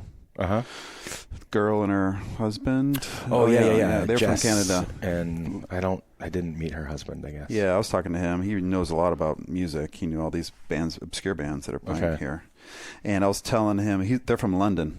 Yeah, London, Ontario. And I was telling them one time I flew to London, England, and on Air Canada, and the flight was from like Vancouver, BC to maybe Newark or something, New Jersey. I don't know why I would have gone that way, but I was near London, Canada, and the lady next to me was like, "Where are you going?" I was like, "Oh, I'm going to London," and she was like, "Why are you going to London?" And I was like, "What do you mean why I'm going to London? London's awesome." Like, she was like, said it in a way of like, "Why would you go there?" Right. And so the whole time I was thinking, why would somebody say that about London, England? Yeah. But she was talking about London, Canada. Yeah. I figured it out. Yeah. I've only been there once. We played there once. Long time ago. But I don't remember much about it. Yeah, even that local guy told me this. Nothing too special there. Yeah. They end up having to drive 2 hours to Toronto to see shows and stuff like that. Yeah, okay. Yeah, I'm pretty sure we played there once, though. Nice. Yeah, he said there were a couple venues that they were all being bought out by like Live Nation and Hard Rock and all these things. And that's kind of, I mean, I think there's been some resistance to that in Portland. Luckily. Yeah, there has been. Luckily. Yeah. But because that could easily happen. House of Blues rolls in and just takes up all the business and kills some local clubs. Totally, yeah. I could see that happening. Yeah. It was great to see them. I hadn't talked to Jess in like 10 years, 12 years, something like that, maybe. Nice. Yeah, that was awesome. So that was during Mork, which we didn't know about. I didn't know about. Yes. I'd seen the logo before. I mean, kind of knew the gist, I guess. But they were cool. Yeah, that was good. And then the party and our energy ended on a high note. Yes. With Hemorrhage. Holy shit, dude. Spanish, semi-carcass worship. Yeah. Kind of. Gore grind stuff. Yeah. Holy crap, they brought the energy in the party. And high it was energy. Really great. Yeah. There was like the glow sticks flying around. Beach balls. The beach ball, like a glowing beach ball. Yeah. And man, at 1 o'clock in the morning, that's the kind of energy you need. So I know they did these things on purpose. Oh, yeah. No, it's brilliant. It worked out well. Yeah. No, it's totally great. The singer had blood all over him, and that comes out, and they all have these like medical outfits on and stuff. And he was waving a medical flag. Yeah. It wasn't, I thought first it was a Swiss flag, but they're from Spain, so. Right, yeah. But it's got the cross in it. It does, yeah. Like a Swiss flag or something. It's just like medical flag. It's weird. Yeah. I also met Adam from Crucial Blast for the first time. Awesome. Yeah, that's cool. And thanks for putting out that Moonbladder tape. Damn. Yeah. I mean, I've worked with him on a few things and known him a long time. Since like 2000 or so, I think. Maybe even earlier. But yeah, he put out the first Snares record. He put out the Moonbladder cassette that just came out. Well, that's probably pretty cool to meet somebody that did all that. Yeah, and he works really hard. His label's kind of legendary. He had to drop out of the scene for a while, but now he got things organized again, and now he's here. And nice. So they've been around a while? I'm not sure how long, but God, maybe even since the 90s. Wow. Maybe. Incredible. Damn. But yeah, I met him for the first time. Just so many friendly people. You kind of end up like, kind of bumping into people just randomly, even at a show, shoulder to shoulder, and just kind of hugging them and stuff. It's just so great. Yeah. Oh, I saw Alan yesterday for a second. Nice. Talked to him for a second.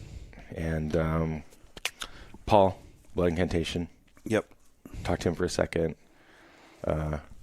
Erica from Skull X, his wife. Nice.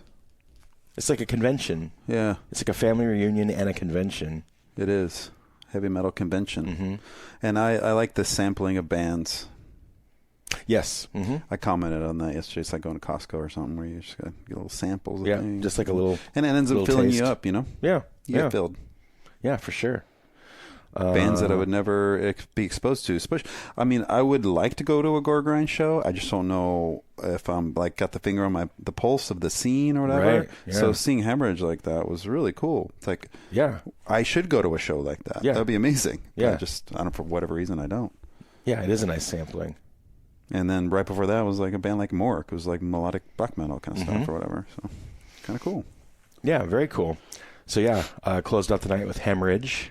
Yeah, ended up getting back, I don't know, almost 2:00. It was like 2:00. Yeah. Crazy, dude. It's crazy. Yeah, we've been sleeping till like 11, so that's a good 9 hours. Sleeping more than I do at home. Oh, yeah. Me too. It's hard for me to sleep 9 hours usually. I should sleep about 8, but here it's been no problem. I do like 8 at the most usually. I try to do 8, but sometimes I can't. But yeah, no, sleeping pretty well. Today we're going to do basically the same type of shit, right? Go get some food, see some bands. Yeah, we're going to try to go to a barbecue place. That was that Reddit Baltimore told me was good. Yep. I mean, there you go. What else? That's the people, right? Yeah. It's not some paid for ad. That's what I like about Reddit. Yeah. And then, so hopefully it's good. So what's on the docket for today? Okay, man. Wow, what a day. And it's going to be a good one to end on. We got Spirit Possession. Yep. I think that's going to be the first thing we really check out. And then there's just bangers in a row here. Primordial, Cryptopsy, Abath, Gorguts, Mayhem, Bloodbath. Nice. Damn. When's Bloodbath on? Bloodbath's 10:50 to 11:50. Okay. And then there's some side bands, which I think will be similar to Hemorrhage kind of vibe to close out the night. So we're going to have to kind of play it by ear. We have a 4 a.m. bus call. I don't like to think about it. No, it'll be fine. But I want to... I mean, we'll survive. We won't die. No, we're not going to die. So it'll be fine in that respect, but not pleasant. No, but we get home at like 11:30. Yeah, that'll be nice. Nice. Yeah, we could rest and get ready for the... Get home, take a shower. A real shower. Yeah. Shower's okay here, but the lights it's broken okay. in there. Yeah, we have like this dark-ass bathroom. And, if we were both forward, we could probably go downstairs and tell somebody, but... Yeah, but it doesn't blame. We'll survive. Yeah, exactly. We don't need it. No. So, yeah, it'll be nice to get home, but also looking forward to today. Yeah, and then we'll do the same thing we did with Hell's Heroes. Do a little remote wrap-up maybe later in the week. Sounds good, man. Yeah, real good. Do a little wrap-up of the entire experience. Oh, God. Yeah, because I think a little bit of hindsight is needed sometimes to reflect on that experience, because when you're in the middle of it, you're just, you're in the middle of it. Yeah, and talk about like what happened today, Yeah, that's true. Let's do a couple listener emails real quick before we sign off. Yeah, sounds good.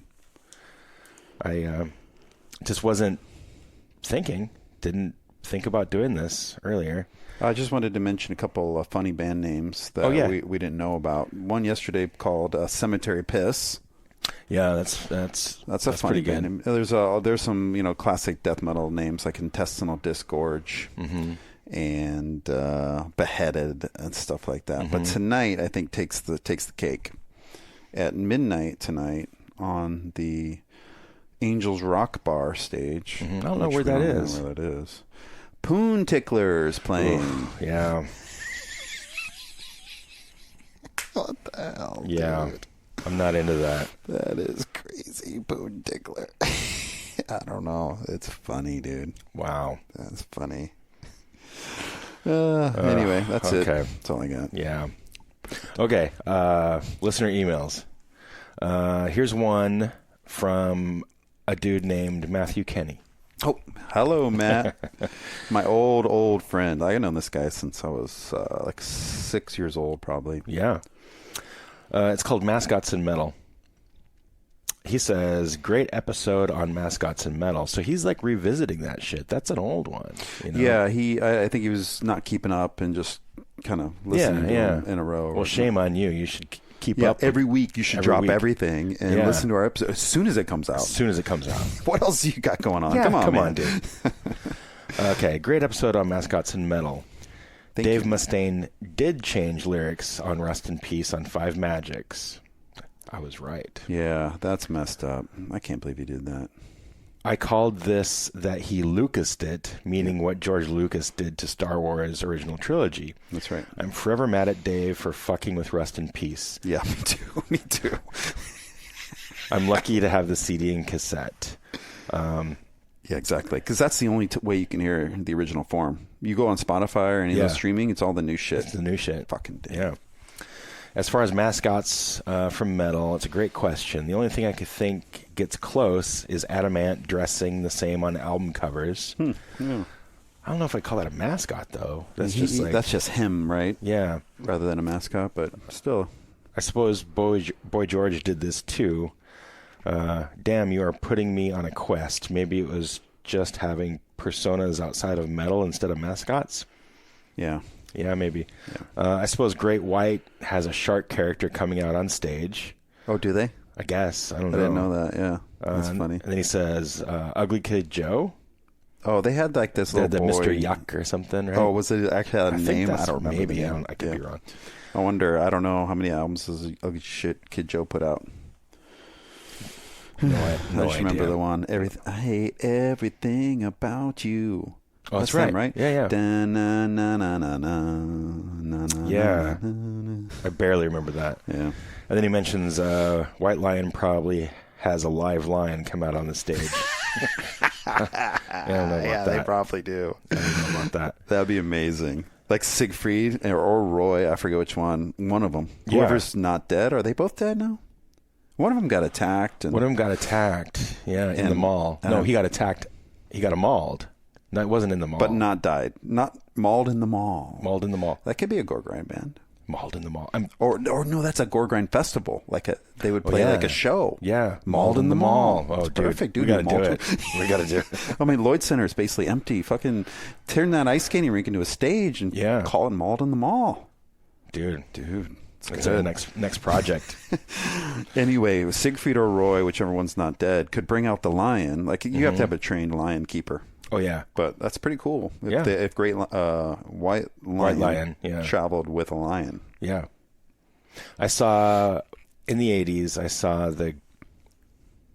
I saw Great White and Whitesnake together. Wow, and it was called the Great Whitesnake Tour.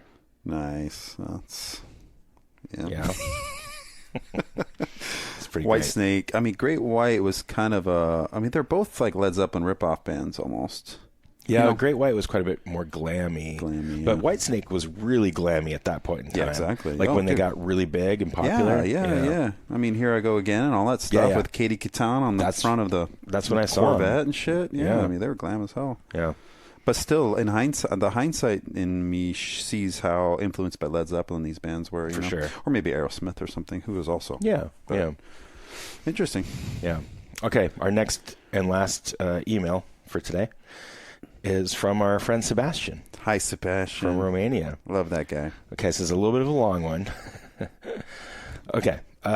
First and foremost, thank you so much for the warmth. And in this email, you will find the finished drawings, the mascot drawings. Amazing. So obviously I can't show this to you over Pro Tools through the audio files, but I'm looking at them now. He put some work into this. This is, I think he said his girlfriend drew this stuff. I'm not sure how we're going to use this really, but he sent... We appreciate the effort. That's for damn sure. Jeez. Different illustrations of him, like with a skeleton and headphones and like different expressions and stuff like that. So I don't know. We'll have to sit down at this and look at this and figure out what we're going to do. But yeah, I mean, amazing that Sebastian just sent this stuff. And like I said, his girlfriend for drawing it. And thank you guys. Jeez, incredible. Then he mentions Nick was on point with that gift. Damn, not only a hard-to-find and so-desired cassette, but also gifting when the episode is about to be on the exact subject, the forbidden cassette. Yeah, that worked out pretty well. Dude, that was great. Yeah. I was not intending that to happen that way. No, but it was perfect. Yeah. Unwrapped it on the air. Yeah. Really cool. It was not only an unwrapping podcast, but it was also a reaction podcast. Yeah. Wrapped into one. Yeah. And, not to mention, but Craig touched you on the chest yesterday. Dude, he did. As he walked right by you. Yeah, we're watching Dismember, and he was walking towards me, and I just kind of waved to him, and he grabbed me by the chest. Amazing. And he said, "Good to see you, brother." Yeah. Oh, yeah. Touched by a legend. Dude. That guy knew Chuck. He does. He did. Whatever. Chuck's dead. Yeah. Okay. And then he says, Nick was a mastermind in this, and Jason's reactions, even if only heard, said it all. I wish I could have seen that jaw-dropped face. That moment was really touching, Nick. Oh, thanks, bro. And then he says, Nick, what was the weirdest and best food you tried in Japan? Oh, wow. So much kind of weird stuff because you're just pointing at menus and ordering. So yeah, it's oftentimes you're getting things that, I guess it's like a grilled octopus on a stick kind of thing, you know? Oh, yeah. Yeah. You see that kind of stuff a lot on the street, and especially in Osaka, which is known as a food capital. And you had that? Yep. Yeah, I had that. They have octopus balls, too, where they must mince it up or something. Yeah. Kind of. Mm-hmm. They have crab and octopus, so had those. Just a lot of weird seafoods. Mm-hmm. Yeah. You know? Yeah, I imagine. The place is wonderful for food. If you're queasy about like fish sauce or seafood, it's probably not the best place. I think you'd have a hard time. Yeah. You have to be a little adventurous. Yeah. Just, otherwise, you'd just be eating rice the whole time or something. I've seen those things like on Bourdain where it's like they kill the snake or the fish, and then they serve the heart while it's still beating, right in front of you. That's and incredible. Stuff. Dude, we walked by a restaurant where they had these big tanks. It's like you sit above this fake pond, and you point at the fish you want. Oh wow! And they'll just like net it right there. Yeah, and then cook it. Yeah. So you're eating the fish super fresh. Just and the tables are like next to this fake pond, and right. So you're going to eat the fish that you just saw 2 seconds ago. I would try that. Yeah, I would try that. Okay, and then he asked me a question. Jason, regarding the Grammys, who were you most grateful to meet after being accepted? Were there any artists that you discovered that struck and stuck with you? It's a cool question. Again, I want to be clear. It's not like I'm hobnobbing with Taylor Swift when I'm at the Grammys. So it's not like I met Killer Mike and we hung out and, all that. Yeah. But I guess, grateful... People I'm grateful to have met are like Amy Dragon, who we just had on, obviously. Yeah, she was awesome. She's become a very, very cool friend, close friend. She's an inspiration. She's just amazing. Yeah. Just the people in the academy that I am working with, they're just all badasses and all really interesting people. And it's cool that you add a different perspective from the world you come from. Yeah, the world that's what I'm hoping to do. Talking about here, and they add different perspectives to your life that you didn't even think about probably. For sure. Yeah. So yeah, I mean, it's not any like notable names necessarily, but just people involved in the academy. Mm-hmm. And then any artists that you discovered that stuck with you. Yeah, like I guess, I discovered Boy Genius through doing the Grammys, and I like them a lot, and Phoebe Bridgers. It made me check out things that I just wouldn't have before, like Travis Scott. I'm like not the biggest Travis Scott fan, but like his performance was awesome, and it was just cool to have that on my radar. You were saying the last kind of Zoom meeting you had with him, there was some performance or something. Oh yeah, that's right. That sounded Dude, really cool. Yeah, good point. We had like a mixer a couple days ago on Zoom. God, I can't remember this guy's name. I'll have to look it up. Like Prescott or something, but he's a spoken word like artist from Oakland, and it was he did this thing over this Zoom call. It was just amazing. Yeah, that's cool, man. It was really cool. And then also Warren Dunes from Seattle, like kind of like proggy, really synth heavy. They did one of those KEXP things. Oh yeah. And they played that on the Zoom call, so we could watch it, and that was really cool. And they were on the call as well. Do you think that they're highlighted because they're trying to promote them, or they just like were asked to do it, or like how does it work to get? I think that the Academy asks them because they're trying to promote talent within the different chapters. Because this was like a West Coast chapter meeting, so it's the LA chapter, San Francisco chapter, and the Pacific Northwest chapter. So they each had an artist from that chapter that's a member. And the other guy was David Davis, this amazing pianist and this singer-songwriter. I'd never even heard of him before, but he just finished a 6-week residency at Quincy Jones's club in Dubai. Oh, God. Quincy Jones has a club in Dubai? Yeah. Apparently it's like totally state-of-the-art like club like everybody wants to go, and he got this residency. Wow. He was doing a 2-hour set 5 days a week for 6 weeks. Holy shit. Yeah. Yeah. Just honing that shit. That'd be cool to go to a club like that. Yeah. What kind of music was that? It's not really my genre, so I don't really know. Like, it's kind of reminds me of like this John Legend type of stuff. Oh, okay. You know, like he's piano, good voice, singing. Yeah. Awesome. Yeah. Okay. Moving on. Jason, I'm really glad you're having so much success with Moonbladder, and yes, your music is the perfect fit for old school horror movies made by Tarkovsky or David Lynch. It feels like a continuation of Our Fortress is Burning Part 3, even though I didn't do that part. No. And similar to John's solo work on Cast Iron Blood, but more creepy. Mm-hmm. Hearing Amy give so many details regarding the technical and economical part of each step of the process when it comes to what it takes to end up with a vinyl, cassette, the remastering, etc. The nostalgia got me wanting to go and buy some cassettes. I got you, bro. I got you. Over Christmas a couple years ago, I had this 80s project where I put on cassette that Rubik's Cube. Oh, Rubik's Cube? Yeah. I gave that to everybody I know. I think I forced a bunch of people to go out and find cassette players. Probably. That made me feel good. That's good. It's working. Dude. Yeah. If anybody hasn't checked out the Rubik's Cubert, it's on Bandcamp, right? It is, yeah. Yeah. It's just me doing, some silly 80s stuff. One it's song great. about Artax. Which That's right. Yeah. Traumatized a lot of 80s kids as youths because it was a horse that was dying right in front of your eyes. As he gets sucked in by the sadness. Last fall, I told Jori about the tape, and he was like, wait, what? I'm like, put it on. It's on Bandcamp. And he listened to it, and he ordered it right away. Yeah, he ordered two. He was giving one to his friend or something. He was like, oh, man, this is crazy. Yeah, I don't promote or talk about that very much, but it's out there. It's out there, yeah. Okay, and then he says, when it comes to Tidal, I'm on the same page with her. Tidal is the best option if you want overall hi-fi sound. She knows her stuff. She does, and I have yet to check that out. So. Yeah.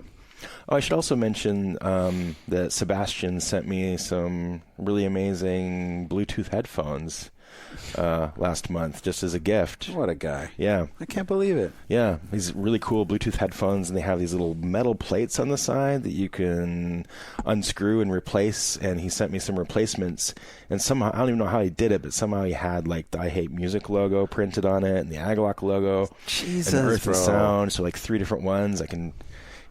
Crazy. So, Sebastian. Yeah, thanks, Sebastian. Thank you amazing. so much. That's awesome. What a guy. Okay, so he continues a little bit more. Whenever I travel light, as in only using the phone and Bluetooth headphones, Tidal is the best choice. Nice. Yeah. My most preferred way when listening to music is my DAP. I don't know what that is. And then he says, iBazo is the best. Not sure. Wonder if you guys know about those types of gadgets. I wonder if it's like a modern Walkman or something where they have the, you could put your own music. I guess like an iPod used to be or something. Maybe, yeah. I don't know. You put your own music on it. DAP, digital audio phone. I don't know. Yeah, I don't know. Maybe school us on that, Sebastian. I don't know what that is. Yeah. At home, I go for vinyl and rarely CDs. Yeah. I can't even remember the last time I listened to a cassette. Sorry. No problem. But maybe now you will. Once you buy that new Moonbladder from Jason. He did buy it. So I don't know if he bought the digital or the cassette. Well, if he got the cassette, he's going to have to listen to it. Did he say he bought the cassette? Oh, I don't know. He said something about a cassette earlier. Yeah. He did. Yeah. So Anyway. Thanks, Sebastian. And then he sent, like I said, all these amazing drawings. Really appreciate this guy. Jesus. Number one listener. Yeah, really good stuff. So, I think that's it for today. Let's do a quick T-shirt of the day. Okay. It's T-shirt of the day. It's a T-shirt of the day. Ew, what are you wearing? Let's find out. It's a T-shirt of the day. What are you wearing? Solitude Eternus. Solitude Eternus. You're wearing the same one you wore yesterday, dude. I know. This shirt fits so well, and it's so comfortable. It's brand new. You just got it. So yeah, that's rare. It doesn't stink or anything. I didn't get too sweaty yesterday. Oh, I don't know, dude. Yeah. We don't have wives here to tell us. That's true. So you might stink. I might. But I showered this morning. No, I think it's good. I could still change, but it feels so comfy right now. It's an awesome shirt. Yeah. He's got just a straight Atheist logo, black shirt with a white logo. It's perfect. I got it from the pre-fest. It's great. I'm going to wear my Solitude Eternus. I wore my battle vest yesterday, but today I don't think I'm going to. Yeah. I got a little hot in that, I must admit. But yesterday I ran into the Atheist bassist, and that's right. It was loud, so I didn't really want to try to talk to him. I just walked up to him, shook his hand, pointed to my shirt. Yeah. Yeah. Talented kid. He's probably 25. Yeah. I would say probably around there. It just, I don't know. I feel like an old man when I say these things. It just blows my mind. Yeah. Like, just thinking about the trajectory of a 25-year-old ending up an atheist, He must have been pretty obsessed when he was a kid. Yeah. Yeah. Must have been. And got so good at because those bass lines are not easy. They're not easy. That's like the highest level of metal bass that you could play. It's insane. Like tapping and shit. Right. Lots. Crazy. Yeah. Oh, so much respect to that guy. Yeah. Awesome. Well, that's it. Yeah. It's going to be a good day. Final day. We'll check back in, wrap it up. I feel like I'm going to survive this. You're definitely going to survive it. Yeah. I feel okay, actually. Yeah, me Not too. Too bad. My stomach's a little... Yeah, that's the worst part is the food, but... Yeah, my stomach's a little off. But really, that Blackwall hitch has been... It's been a savior. Mm-hmm. Probably end up going there later. Yeah, the get a salad or something. The pizza yesterday was good, but I don't do so well with cheese anymore, I'm finding. So, I know. That's the thing about being on the road like this. We do want to enjoy ourselves and have a good time and try different things and stuff, but it kind of ends up messing your stomach up a little bit. Yeah. We'll get back on track when we get home. Yep. Oh, we'll be home tomorrow at basically this time. At this time. Yeah. Basically. Awesome. All right. We'll talk to you soon. Bye. Bye.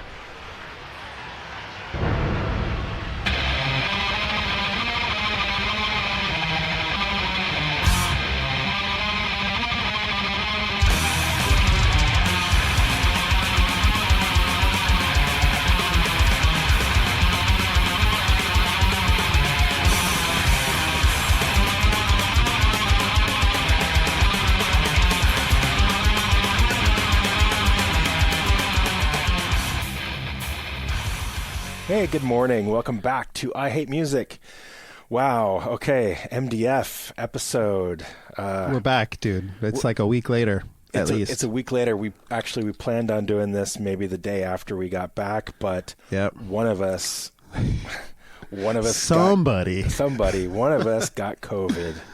Yeah, I did. I can't fucking believe it, dude. I really can't. Us. Not both Jason of did us. not test positive. I kept thinking as soon as I tested positive, I was like, "Oh, dude, I'm sorry, you're gonna be sick too." He didn't get sick. No, and I was pretty sick, dude. Yeah. Well, it's so funny because you're like, dude, I tested positive. I was in my car, and I'm like, oh fuck, and immediately I started to feel like, oh man, I feel a little lightheaded. Like my nose is kind of itchy. I'm like, oh shit, I totally have it too. But I was really tired. I mean, I was exhausted, and I was like, fuck, man, I probably got it too. But then I took a test, negative. Next morning, negative. Amazing. I just kind of... I thought I probably procrastinated on the test even because I just thought that day we got back, I thought I was just tired and stuff too. But I'm sure I was feeling it that day as well. The funniest part of the whole thing is that's 2 years ago to the day is when we got it in Baltimore. I know. You got it that time, though. I got it that time. That's the only time I've had it. Was this your second time having it then? At least, because I think I got it in Hawaii over the New Year, but I couldn't find a test, and I felt the same way as I did here. So I'm pretty sure I had it then too. So it's third time. Third time. Yeah. It was funny because Facebook and Google Photos is feeding me these memories, and it's like here you are in Baltimore a year ago today. And I'm like, I'm headed 2 back years ago. 2 years ago. Yeah, 2 years ago. Yeah, here you are with COVID. Yeah, it was shitty, dude. I had to sleep in the guest room for 5 days. That sucks, man. Because I didn't want to get Maisie, my daughter, sick because of her graduation. And she had all this important stuff happening to her life, and I didn't want to ruin that. So I was trying to be very careful. But I slept in the studio a few nights too, just because I was like, I don't want to get someone sick. I'm testing negative. I feel fine. I just feel a little tired. But also with my allergies, sometimes it's kind of hard to tell what's an allergy, what's not. So I slept in the studio for a few nights, but I dodged it somehow. I don't know. Amazing. I mean, we were together and the entire time. 24/7. So it's really strange. It is strange, but yeah. Well, I'm sorry you got sick. It's okay. Here we are now. Here we are a week later. You're feeling good? Yeah. Feeling great now. Back to normal. 100%? Yep. Good. I had a little sniffle, but yeah, occasionally. But yeah, that's yeah. good. Well, here we are. It's been a week and a day since we returned. Yeah. Oh man, I was so tired after that, dude. Well, it didn't help. The fucking flight that we took was just like 6 a.m. But our flight was super early. We had to get there super early. We had to get up early. We were out late because of the shows. Of course, yeah. We slept an hour and a half, I think. Yep. And I was able to doze a little bit on the plane, but not much. I think you slept a little bit better. But I did. I basically slept when we were on the taxiway, and then as we were landing, I woke up. That's amazing. I've always wanted to do that. I've never actually accomplished that, but yeah, I would love to. It's very strange. Yeah. Yeah, but that because I woke up and right before the descent, and I was just like, oh man, I bet we have 2 more hours or something, because the time change was all fucked up. I couldn't do the math, dude. Right. My head was all screwed up. Yeah. And then we started descending. Oh my God, I did it. Yeah. Well, that first flight, that was insane, man. So leaving from Baltimore, going to Denver at 6 a.m, the flight was less than half full. So I actually was able to lay down on the seat sort of, and it was amazing. It felt like 1997. Like, what's going on here? I lit up a cigarette and yeah, but it's been, I mean, typically these airlines fill in these flights to the max, so. Yeah, it's rare. It's so rare not to have one that's just totally full. Because the Baltimore to Denver on Memorial Day at 6 a.m. is not a popular flight. No, not a popular flight. Even with MDF, I thought it would be packed. People going no kidding. places. Yeah. But anyway, we survived. I'm glad you're better. Thank you. Good to be. Did it ruin any graduation ceremonies or anything like that? No, that went well. I masked up my mom, and there were some elders there. So I was just trying to be careful. And the day before, I still had tested positive. So I was being super careful, but I did my best. It sucked a little bit, but it's okay. Yeah, you got to live life. I'm glad I was there, and I didn't miss anything. So that's the most important part. Yeah. Well, I just realized. So I guess I can talk about this now. But we just announced that Agalock is headlining Fortress Fest next year. Yes, congrats, amazing. And at this time next year, Ellery will be graduating from high school. Yeah. Oh, it might be around the same weekend. It is. It is June 1st, or because Macy's was early. I was surprised about that actually, but yeah, no, Ellery is. I mean, if it's anything like the current year. Oh, I graduated this weekend then? Same? It'll be during the week, it'll be the 5th or the 6th. So I think I'll be okay. You might make it, yeah. Yeah, I think I'll make it. But the plan is to take the whole fam and make a vacation out of it. Oh, and now it's it's during finals and Ellery's graduation. So I don't know if it's going to work or not, but... well, we talked a lot about that on our trip, and I don't know how much you want to open up about that, but it's difficult to plan a family vacation around these kind of shows. It's very difficult. I just thought that this would be an ideal one. Yeah. It's an English-speaking country. They would travel without me. They travel separately, most likely. Yeah. Right. And there's just a lot of stuff that goes into the travel and the transport and all that, But I thought this would be one that maybe they could come join. But now with the timing, maybe not. Maybe. I don't know. Anyway, for a second, I was like, I can't miss Ellery's graduation. Is she going to graduate when I'm gone? No. I missed my 10th wedding anniversary, and that wasn't great. I was in Spain. Yeah. And Aaron spent it with my mom. So nice. Yeah. Anyway, so we're doing Fortress Fest. That'll be cool. Damn, dude. Real excited. I already got my ticket, so I'll do my best to be there. They're telling us it's over halfway sold out already. In a day, it sold out, or got halfway sold out. Scarborough, England, I believe. Yep, Scarborough. Yep. I got northeast.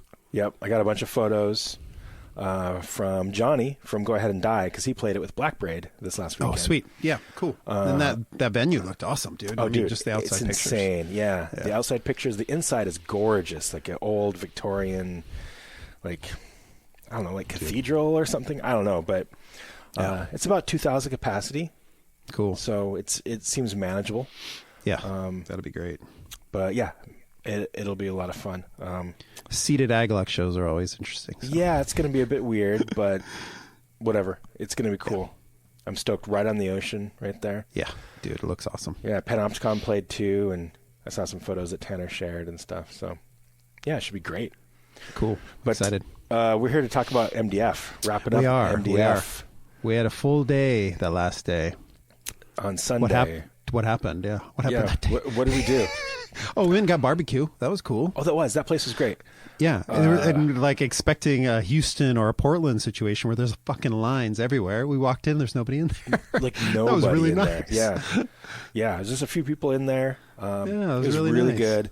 We kind of fucked up. We should have done the Ron Swanson special and shared it. Yeah. I ended up with some kind of beef. Shit, I forgot what it was now. It was a pulled beef. It was like... You got brisket. Oh, I got brisket, yeah. You got a brisket plate, and I got Thank you. a shaved pork plate or something. Yeah. I got mine with coleslaw and mac and cheese, and you got yours with succotash. Succotash. Yeah. Some kind of southern thing. I don't really know what that is, but it was like veggies. We looked it up. Yeah, it was like beans and corn and like just a mishmash of stuff. Yeah. Yeah, saffron succotash. Yeah, what's that from? Looney Tunes. Looney right? Tunes, yeah. Yeah. But that was good, man. That sauce, that barbecue sauce was great. We were feeling tired though. Like in hindsight, we were just kind of like, both of us were dazed a little bit. Oh yeah. No, I was definitely tired. But the food is great. Had a nice beer there. And then, Did we hit a brewery right after that? We did. We went to a brewery not too far. Oh, Nepenthe? Nepenthe, yeah. That's what it was, Nepenthe. A Demilich reference, I'm sure they were referencing. Of course it was. The Finnish death metal band. That was decent. That place was good. Yeah, I had a major lull in that moment. Exactly. We're both feeling it. Oh, I'm tired. My legs hurt. Yep. But, that place was cool. And then after that, we went to the venue. Yeah. First band we saw was Spirit Possession. Yep. Yeah, my old, longtime buddy and former babysitter for my kids, not for me. Ash Spungen. Yeah, Ash is the best. And, she's awesome. Yeah. Yeah, and Steve Peacock. He's a monster. Dude, unbelievable guitar player. Yeah, did you look up his Pandascordian Necrogenesis band? No. Okay. I saw he had another band that looked interesting too. He's got a few. I completely forgot the name. Yeah, he's got a few. I think he's in Mastery too. Mastery, that was it. Yep. Yeah. But Pandascordian Necrogenesis. We need to spend just a second on this. Okay. I believe there's videos on YouTube, but it's a one-man project. It's him. He plays guitar, and it's like the cliche thing that you'd see in like some Woody Allen movie or something, where it's like a guy with like a bass drum and a cymbal and he's playing guitar. Like he does that, but it's like black metal. It's crazy. Did you say in a Woody Allen movie? I don't know why I said Woody Allen, but I was picturing like some kind of like New York scene or something. Yeah, totally. But Pandascordian. Yeah, like a busker. Yeah. Yeah, exactly. Yeah. Black metal busker. Dude, he's talented, so I imagine that he pulls that off too. Jesus. Oh yeah. No, I listened to the tape. Great. That's one of the 14 cassette tapes I ended up with. Yeah, you got 14. And 14. $140. Well, probably. A couple of them ended up being 8 and 7 and 5, so maybe a little less. Maybe a little less.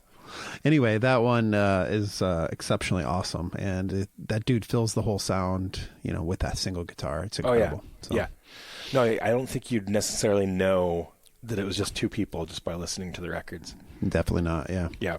And that was great. Love seeing those guys. So what was after that? Spirit Possession. And then we went over to the main stage to see our friend Alan play in Primordial. Yeah. I really enjoyed hanging out with Alan this time. He and I have hung out a couple different times. One time you and I and he went out to beers. Yep. Here in Portland. Also with John. But I'd hung out with him at Ragnarok once. Agalok played with Primordial over there. And yeah, I've always liked him, but like this time he just seemed a little bit more open, I guess. Mm-hmm. Yeah, he was easy to talk to, for sure. Yeah, he made fun of my Gorefest shirt. Yes. A lot. Yeah. But then he had another kick-ass shirt on. What was the one he was wearing? Incubus. Yeah, what the hell? Yeah. Old school Incubus shirt. Yeah, but if you notice not the right, not like the the modern Incubus, the new metal band. Yeah, but if you notice, like these shirts are so old, he has them like held together with like little tiny pieces of wire, like where they're falling apart and stuff. Yeah, totally. Yeah, He had a Morbid Angel demo shirt on, like that Yep. they made for their demo, for the Thy Kingdom Come demo. Incredible. And Yeah. he's like, that's his philosophy, it seems. It's just like he's going to wear them. Like, what's the point in like leaving him in a box somewhere or whatever? Yeah. I like Well, that. you know, he cuts the sleeve off. You know, he opens up the neck a little bit, and you know, he makes it work. He's got the tattoos and the look, and He does. Yep. And he also has the sleeveless hoodie, like I do. Pretty badass. Yeah, we bonded over that a little bit, but mine's more like, you know, death metal chic. Yeah. Where his is more like he sewed Street it punk or himself. something? Yeah, like gutter punk or something. Yeah. Yeah. But he they were great, dude. Oh man, he's such a great front man, and He's his amazing, his voice is so great. Oh, it's powerful. I was thinking about him and Seaman. Like, it's amazing. It just must be amazing to be able to do that, have that type of voice, and just be like, yep, like this is what I do, and I can do it in a metal context. Yeah, and it sounds great. It's not like out of place, you know, because they're not singers like Bruce Dickinson makes sense, right? Like he's like more of like a traditional thing, but like Alan and Seaman, like I feel like there's not a lot of like precedent for those type of vocals. You know, I agree. It's different. Well, they're natural talents. I mean, you can't learn that. They just kind of came up with it, and it probably sounded really strange at first. They're just like, I don't know, like it might get made fun of for this weird style, but they just fucking went for it. And that takes a lot of balls. That takes a lot of confidence. And I think both those guys have that, you know? Well, I was thinking about that with Attila and Mayhem too. Like if you listen to De Mysterious, I mean, this is not a hot take or anything, but like his vocals are so out of left field on that record. At a time when people were just like growling, it's either like low guttural growls or it's like high pitched like screamy stuff, and he's doing these fucking like weird witchy things and overtones, and it's incredible. And Mayhem are great too, man. They fucking killed it. Like we possibly should we say, or do we saw him sing from the trailer? Oh yeah, I forgot about that. No, he did. We saw him leave the stage. Yeah, and there were vocals happening. Nobody else on stage was singing. Yeah. So he must have been doing it from the trailer. Yeah, he had like a wireless system or something, and he was doing it from the trailer. Do you think he had to like go pee, and he was just like, I'm just going to go? It seemed like it must have been a costume change, but I didn't really notice. I didn't notice the costume change. But yeah, Sarah and Ryan were like, no, I think he's in the trailer. And then I saw him walk out of the trailer, and it's really weird. It was really weird. But anyway, we're getting sidetracked. We got ahead of ourselves. Primordial was awesome, dude. So good. Yep. And it made me check out their new album, which I really, really enjoyed. So it's worth checking out. I got to check out that new one. I haven't. Perfectly mid-paced, and of course his vocals are awesome. Oh yeah. Yeah. He's always epic. Great. It's epic. Totally epic as fuck. Epic as fuck. What was after that? We went and saw Cryptopsy. I'm pretty sure you were resting a little bit. Yeah. Dude, we went to the VIP. Jason hooked us up. We had VIP for this. Yeah, VIP and there's this cool area, which wasn't VIP 2 years ago. It wasn't, no. But they have this cool area at the top where you kind of look straight down onto the pit. Mm-hmm. Yeah. And so we were able to get in with the wristbands that Jason provided. Thank you for that. And so I was able to like just look straight down on the pit. It's an amazing view from there. It's such really a unique view. It's really cool. Yeah, it's a totally unique view. Like I never... Like you can get in the balcony and like look down on the crowd, but this is different. You're literally looking straight down into the pit. Yes, because you're like really on this cool like, to watch that. Like walkway like above the pit, and like I watched Bloodbath and Gorguts like that, and you're like literally looking down on these people. I mean, I'm always looking down on those people, but you know, of course, yeah. Cryptopsy, man. That was cool. It was great. That was really great. They played None So Vile, the complete album. No, Blasphemy Made Flesh. Blasphemy Made Flesh. Yep. The entire album, Blasphemy Made Flesh. Yep. Yeah, that was awesome. Yep. That was great. And new vocalists and stuff, and I liked him. He had great presence. Yep. And then what happened? I think, did we go... A bath played after that, but... We saw some of it. We were watching the side of the stage with Alan. Oh, yeah, that's right. Yeah, that was nice. Yeah, Alan still had some remnants of his makeup on. He did. Like inside of his ears and shit. Mm-hmm. Yeah. Yeah, I don't know that stuff so much, and I didn't hear any Immortal songs, so I wasn't completely. I don't know Immortal really either, so it was all kind of lost on me. But it sounded good. Totally. It was fine. I enjoyed it. Hearing the other bands complain about the sound guy was kind of interesting. Yeah, the monitor engineer. Yeah, that was a consistent problem throughout the weekend. Yeah, motherfucker, man. Yeah, I mean, I literally watched him hiding behind his console and surfing Facebook on his phone while Mayhem was playing. Jesus fucking Christ. Yeah. Unbelievable. Well, hopefully something's done about that. I imagine that. Yeah. Oh, I forgot to mention, after Cryptopsy, we kind of stumbled upon the other stage. Remember? Oh, This yeah. There's some like really underground bands, like hardcore bands playing up there. Yeah, Angels Rock Bar or something. Angels Rock Bar. Yeah. I think the first band we saw, the singer was wearing a Hickey t-shirt, which is Aesop's old punk band. Yeah, that's right. And so I took a photo, sent it to Aesop, and Aesop's like, you should punch that guy, or, I said something like that. Yeah. But then, after the show, I approached him, and he didn't seem to know who Agalok was, but I was like, yeah, Aesop was our drummer for like years. And he's like, oh, that's cool, man. And he had a big Hickey tattoo on his arm. And holy shit, he was into it. Yeah. That was interesting. Yeah, that was. And then we saw Gorguts. Yeah, Gorguts. So fucking good. Amazing. So good. Colin Marston, Kevin Hufnagel. All-star band, dude. Yep. Once again, from up top, watching that pit was really cool. Seeing Luke play live was great. I don't think I ever saw him, even in the 90s. Pretty sure. Yeah. Yeah. So that was awesome. Yeah. Be good if they, they've kind of moved on from their original sound. And that's totally fine. They're progressive like that or whatever. But yeah. It's good to hear those old songs being played. Oh, man. So. Yeah. I mean, I consider Dead as one of my favorite death metal records. It's just...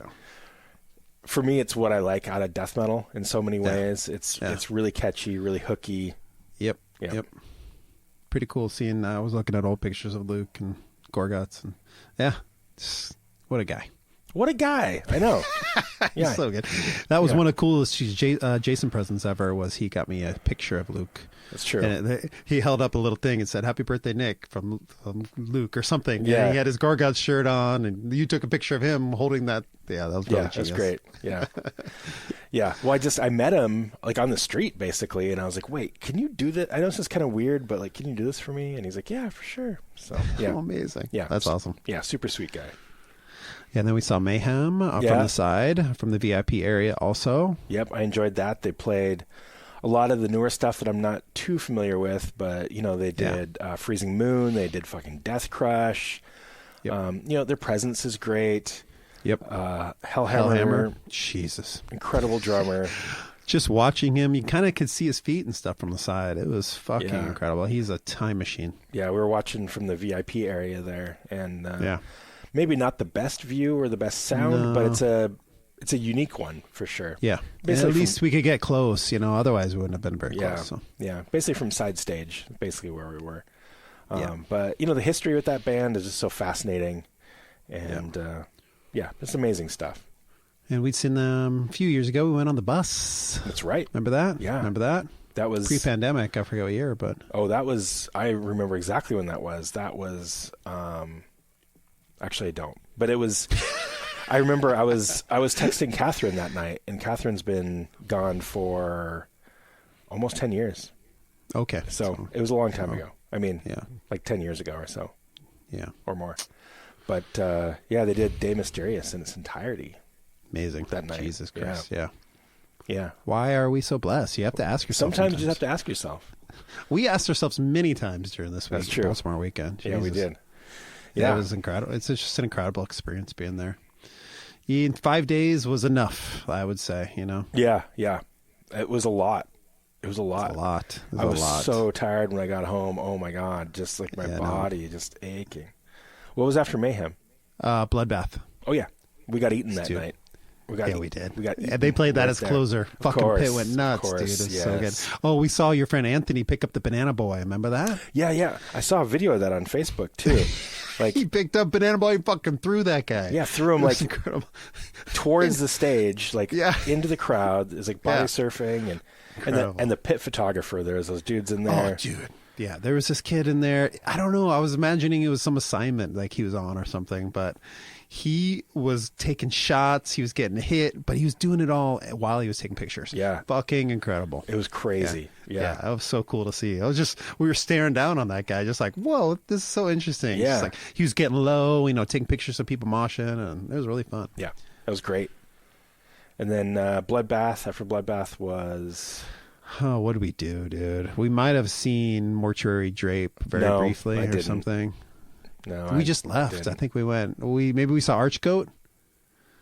Yeah. Or we went to Soundstage and we saw our Archagathus. I think we did that. Did we? I don't know. But at that point, I think we had one last beer. We kind of I did a selfie. We did just like, this is it, man. And this is it. That was the end of it. What was the very last? Was Archagathus or whatever the last band of the night? Yeah, but we didn't. There's another one, Extortion, which we didn't stay for. But I'm pretty sure we did, dude. Extortion. Did we? Did we? They're that grind band, and they had. Oh shit! They had. Because I remember like the logo behind them. Okay. Damn, I totally like fucking. I'm pretty sure we saw them, and they're coming. Yeah. They're playing here soon, but like you're out of town that was them. Or something. Yeah, that was them. Yeah. Oh damn. No, okay, I think we stayed for the whole fucking thing. So that was till 1:15. Yeah. Yeah, and then, that was rough. But we did had it, to man. wake up at 2:45. Yeah. No, 3:45. 3:45. Yeah, 3:45. But we did it. We did it. We did it, and now we're here. Every morning we were like, we did it. Yeah, another day. Did it. And now we did it, the whole thing. Yeah. I mean, it's a monumental. It's like a Mount Everest kind of shit. It's like, this is our Mount Everest. Maryland Everest. Oh, so you've done triathlon? Oh, that's cool. Well, I was at cool. MDF for 5 days. Yeah. It's pretty much the same thing. Stayed the entire night each time. I mean, basically, most days I go to bed at 10:30, so it's a big deal, you know. Oh yeah, but we also got to sleep in, man. I never sleep in until like 11. No, that's true. We basically shifted our schedule 3 hours, right? Yeah. So 10:30 go to bed normally. Now I go to bed at 1:30, and then I wake up 3 hours later than that. Yeah. Yeah. So waking up at noon or 11, whatever it was. Right. It was kind of luxurious in the morning and during the day, and then hard work at night. Yeah, exactly. Well, let's go to another brewery. Okay. Let's go get some more food. Okay. And then I got sick. Then you got fucking sick. Well, Baltimore is a cautionary tale for a lot of things. You know, this is what your city should not become. Yeah, a haven for death metal. It's also a cautionary tale for COVID. Don't go there because you're going to get it. You're going to get it for sure. Yep. I think they just give it to you when you land or something. I don't know. Basically, get it over with. Yep. Yeah, I don't know how I missed it, but I'm glad that I did. No, I'm glad you did too. I can't believe it still, but great times, bro. Yeah, great times. Yep, it was great. We won't be going next year because we'll be at Fortress Fest. Yep. I mean, they are different weekends, but I'm not going to do that. No, you can't do 2 weekends in a row like that. That'll be 2-day fest, I believe. Yeah, which is much more manageable. Easy. That's easy. Yeah, the travel is a little bit more intense. Yeah, for sure. But in a way, maybe not, too. It's just like you're on the plane for longer. But, yeah. The time change, I think, is a little time change trickier. and all that, yeah. Maybe we can go to Hell's Heroes or something. Maybe we could do another one earlier in the year or something. Yeah, I'd like to. We could, we should look at that. Yeah, for sure. Let's get into a listener email real quick. Do it. Okay. Speaking of... Wait a second. Oh, yeah. Speaking of traveling, this one is about Agalloch going to Australia, which is going to be amazing, but that flight I'm not looking forward to. Speaking of, adjustment periods. Yeah. Okay, this is from a guy named John. He included his phone number. Should we call him? Yeah, let's call him. Yeah. Let's call him right now. Yeah. Hey, John. You're on air, bro. What do you have to say? Yeah. It says, Jason, hello again from Australia. Now in the depths of our supposed winter, where the Earth and Sound hoodies now finally have utility. Nice. I'm sure I speak for so many over here in saying how overwhelmed and excited I will be to see Agalloch over here in September, not to mention your bold decision to tour in direct market competition to Iron Maiden. playing that same weekend. I believe they are scaling back their venues as I type. That's awesome. That's crazy. That same weekend, I had no idea. Yeah, I think it's different cities. Yeah. I mean, but still, any big tour coming to Australia is a deal. It's a big deal. So, well, it was something that we took into account and we deeply considered many times and tried to work around. And basically, this was the best weekend for us, and so we just decided to stick with it. I don't know if there's any necessarily competition there, but there's definitely some crossover. But the venues that we're playing are, I don't want to say small, but relatively small. I don't think we're going to have any problems because Iron Maiden is playing. And I think... No, it'll just be some fans that are, fans of both. Yeah.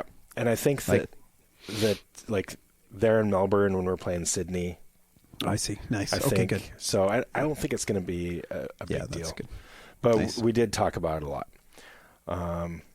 Let's see. And then he said, most excitingly, I'm hoping this may be the first time in Australian history that multiple Earth and Sounder merch wearers come face to face. It's been a lonely road. And then he says, be well, same to Nick. Oh, what a guy. That's awesome. Thanks, John. G'day, mate. Yeah, thank you, John. Yeah, that was nice of you. Thanks for writing in. We appreciate the emails. And as always, write to us at hate.pod.music@gmail.com. What's your favorite Australian band? Dude, that's hard. Not AC. You can't say AC/DC. No. You can't say Midnight Oil either. Well, I love Umlaut, the nice. the band from Bear McKinnon, from Mr. Bungle, who we had slated to open for us, but then they had to cancel due to their drummer Danny Heifetz being out of the country. So who is opening? Destroyer 666? I don't think I can say. But yeah, Destroyer 666, Bestial Warlust, Virgin That's Black. Cool, nice, there you go. Austere. Wow, yeah, there you go. Yeah. Nice. Mournful Congregation. Mournful Congregation. They're all of them. Yep. And AC/DC.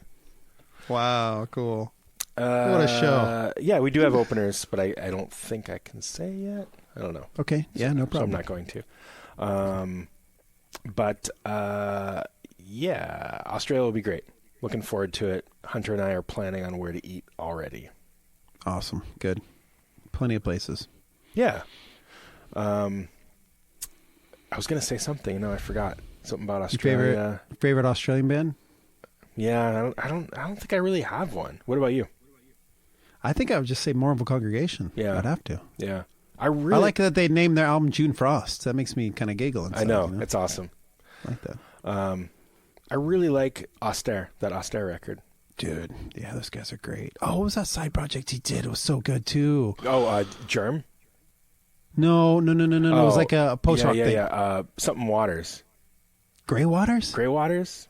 Something like that. That shit's so good. He's just an EP, I think. It was one... Yeah, it was like Grey Waters or something. He's a talented guy. I don't think it was Grey. Okay, yeah. Oh, yeah, Grey Waters. Grey Waters. Yeah, that EP. 2010 maybe, or 9 or something. Wait. Hold on. I think I'm looking at the... Oh, no, you're right. Grey Waters. Yep. Dude, that's great shit right there. I got confused because they are from New South Wales, which is in Australia. Yes. Not in Wales. That's right. Yeah. Okay. What's the guy's name? Tim Yatras. Something like that. Yeah, he's so talented. Yeah. Grey Waters and Germ. That band was on Prophecy, I think. Nice. I think so. Yeah, that's great stuff too. Yeah. Hopefully they get to meet him. I would hope so. I imagine. Maybe. That'd be great. Yeah. We'll see. Yeah, I'm looking forward to it. It'll be great to finally get down there. And then so that's all Agalloch has on the books right now, or that's confirmed. Australia cool. and Fortress Fest. Yeah, cool. And then Moonbladder, I'm playing at Lunasa, Cascadia at the end of July. Awesome. And at this point, I'm in the works of booking a tour in the fall. And then I have like 3 or 4 other shows that are in the works, but I can't announce yet. So Awesome. A few things going on. And Nick Wusz, you just released a new cassette. My Traveler's Rest, album number 2, Journey to Raven Isle, has been released. Jason and I and a few friends had a listening party on Bandcamp. That was amazing. That was so much fun. That was kind of fun. Yeah. Really happy how it turned out. And yeah, check it out. Yeah, you can get it on. Been getting lots of reception, great reception from it. That's good. Yeah. It's quite a bit more advanced than the first one. It's progressed. Yep. It has. It's prog old and safe. Yeah, very good. Yeah, I added a lot of guitar to it and stuff. So yeah, the guitar sounds great too, man. Thanks, man. Damn, did all that in my shitty little studio here. Yeah, Cirrus Studios. That's right. Yeah, because it's on that's the name of the street that it's on. Oh, is it? Okay, yeah. Nice. It's kind of cool. Plus, it's cosmic. You know, it's very cosmic. Yeah. Yeah, that's great. You released that a couple days ago. People can get it on Bandcamp. Yep. Please check it out. Yeah, check that out. Of course, the earthandsound.org web store. By the time anybody hears this, I will have had a listening party as well, which was greatly inspired by Nick, and it's going to be tomorrow. Tomorrow at 3:00 Pacific time. Yep, June 5th, but when you're hearing this, it'll already happen. Yeah. I'm sure. But anyway, I'm going over the entire But If What Hill What Ant record by Especially Likely Sloth, because it's awesome, dude. Awesome. It's been out for 21 years. So amazing. I know. Amazing. It's crazy. It's I think it's one of my crowning achievements. It's a masterwork in craziness. Yeah, totally. So I've got a few RSVPs, so we'll see who shows up. If there's any actual like good questions, or if it'll just be people being like, what the fuck is this? But well, recording 21 years ago was a very different beast. So yeah, I imagine like how you did it is just most of it's 4-track work. It was a beast to do, but I've got some pretty cool stories and anecdotes about the whole thing, so it'll be fun. Cool. Even if it's just like a bunch of people I know and we just sit there and listen to it, it'll be fun. I mean, that's how mine was. It was people I knew, but it was still really fun. So. Yeah, it was great. Other than that, I don't know if I have anything coming up that I can talk about. I have a lot of stuff in the works right now, but not so much that I can actually announce. We are working on a new Dolvin record. That is maybe halfway recorded, I would say. Yep. Just got to do bass and vocals. Bass and vocals, yep. And then I'm finally, this month, am going to start wrapping up the tracking for the bass for the new Sculptured record. That's really exciting. Yes. This month and next month. And, I think that's all I have going on. Sounds good. Yeah. Well, that was fun. That was a fun trip, and let's do it again in a couple of years. Yeah. It'd actually be cool to go. I mean, we're not going to, but next year they've announced some pretty cool stuff, like Obituary playing Cause of Death. I imagine they're going to tour on that shit. They have to. Probably, yeah. So and Unleashed. We'll see. I mean, Unleashed would be really cool to see. But, But Fortress Fest, I wonder what's going to happen with that. It'll be cool. As far as what bands? Yeah, who else is going to play, you know? Yeah. I don't know. It's going to be great. Yeah. And so let's plan on going to Baltimore again in 2 years. Agreed. Yeah, let's do it for sure. All right, we'll see you in 2 years. Yep. Well, thanks everybody once again, and this is our long and exhausting shit, like 2 hours of MDF speak. So, thanks again, and we'll be back soon with some special shit. Yes. Goodbye. All right. Cheers. See ya.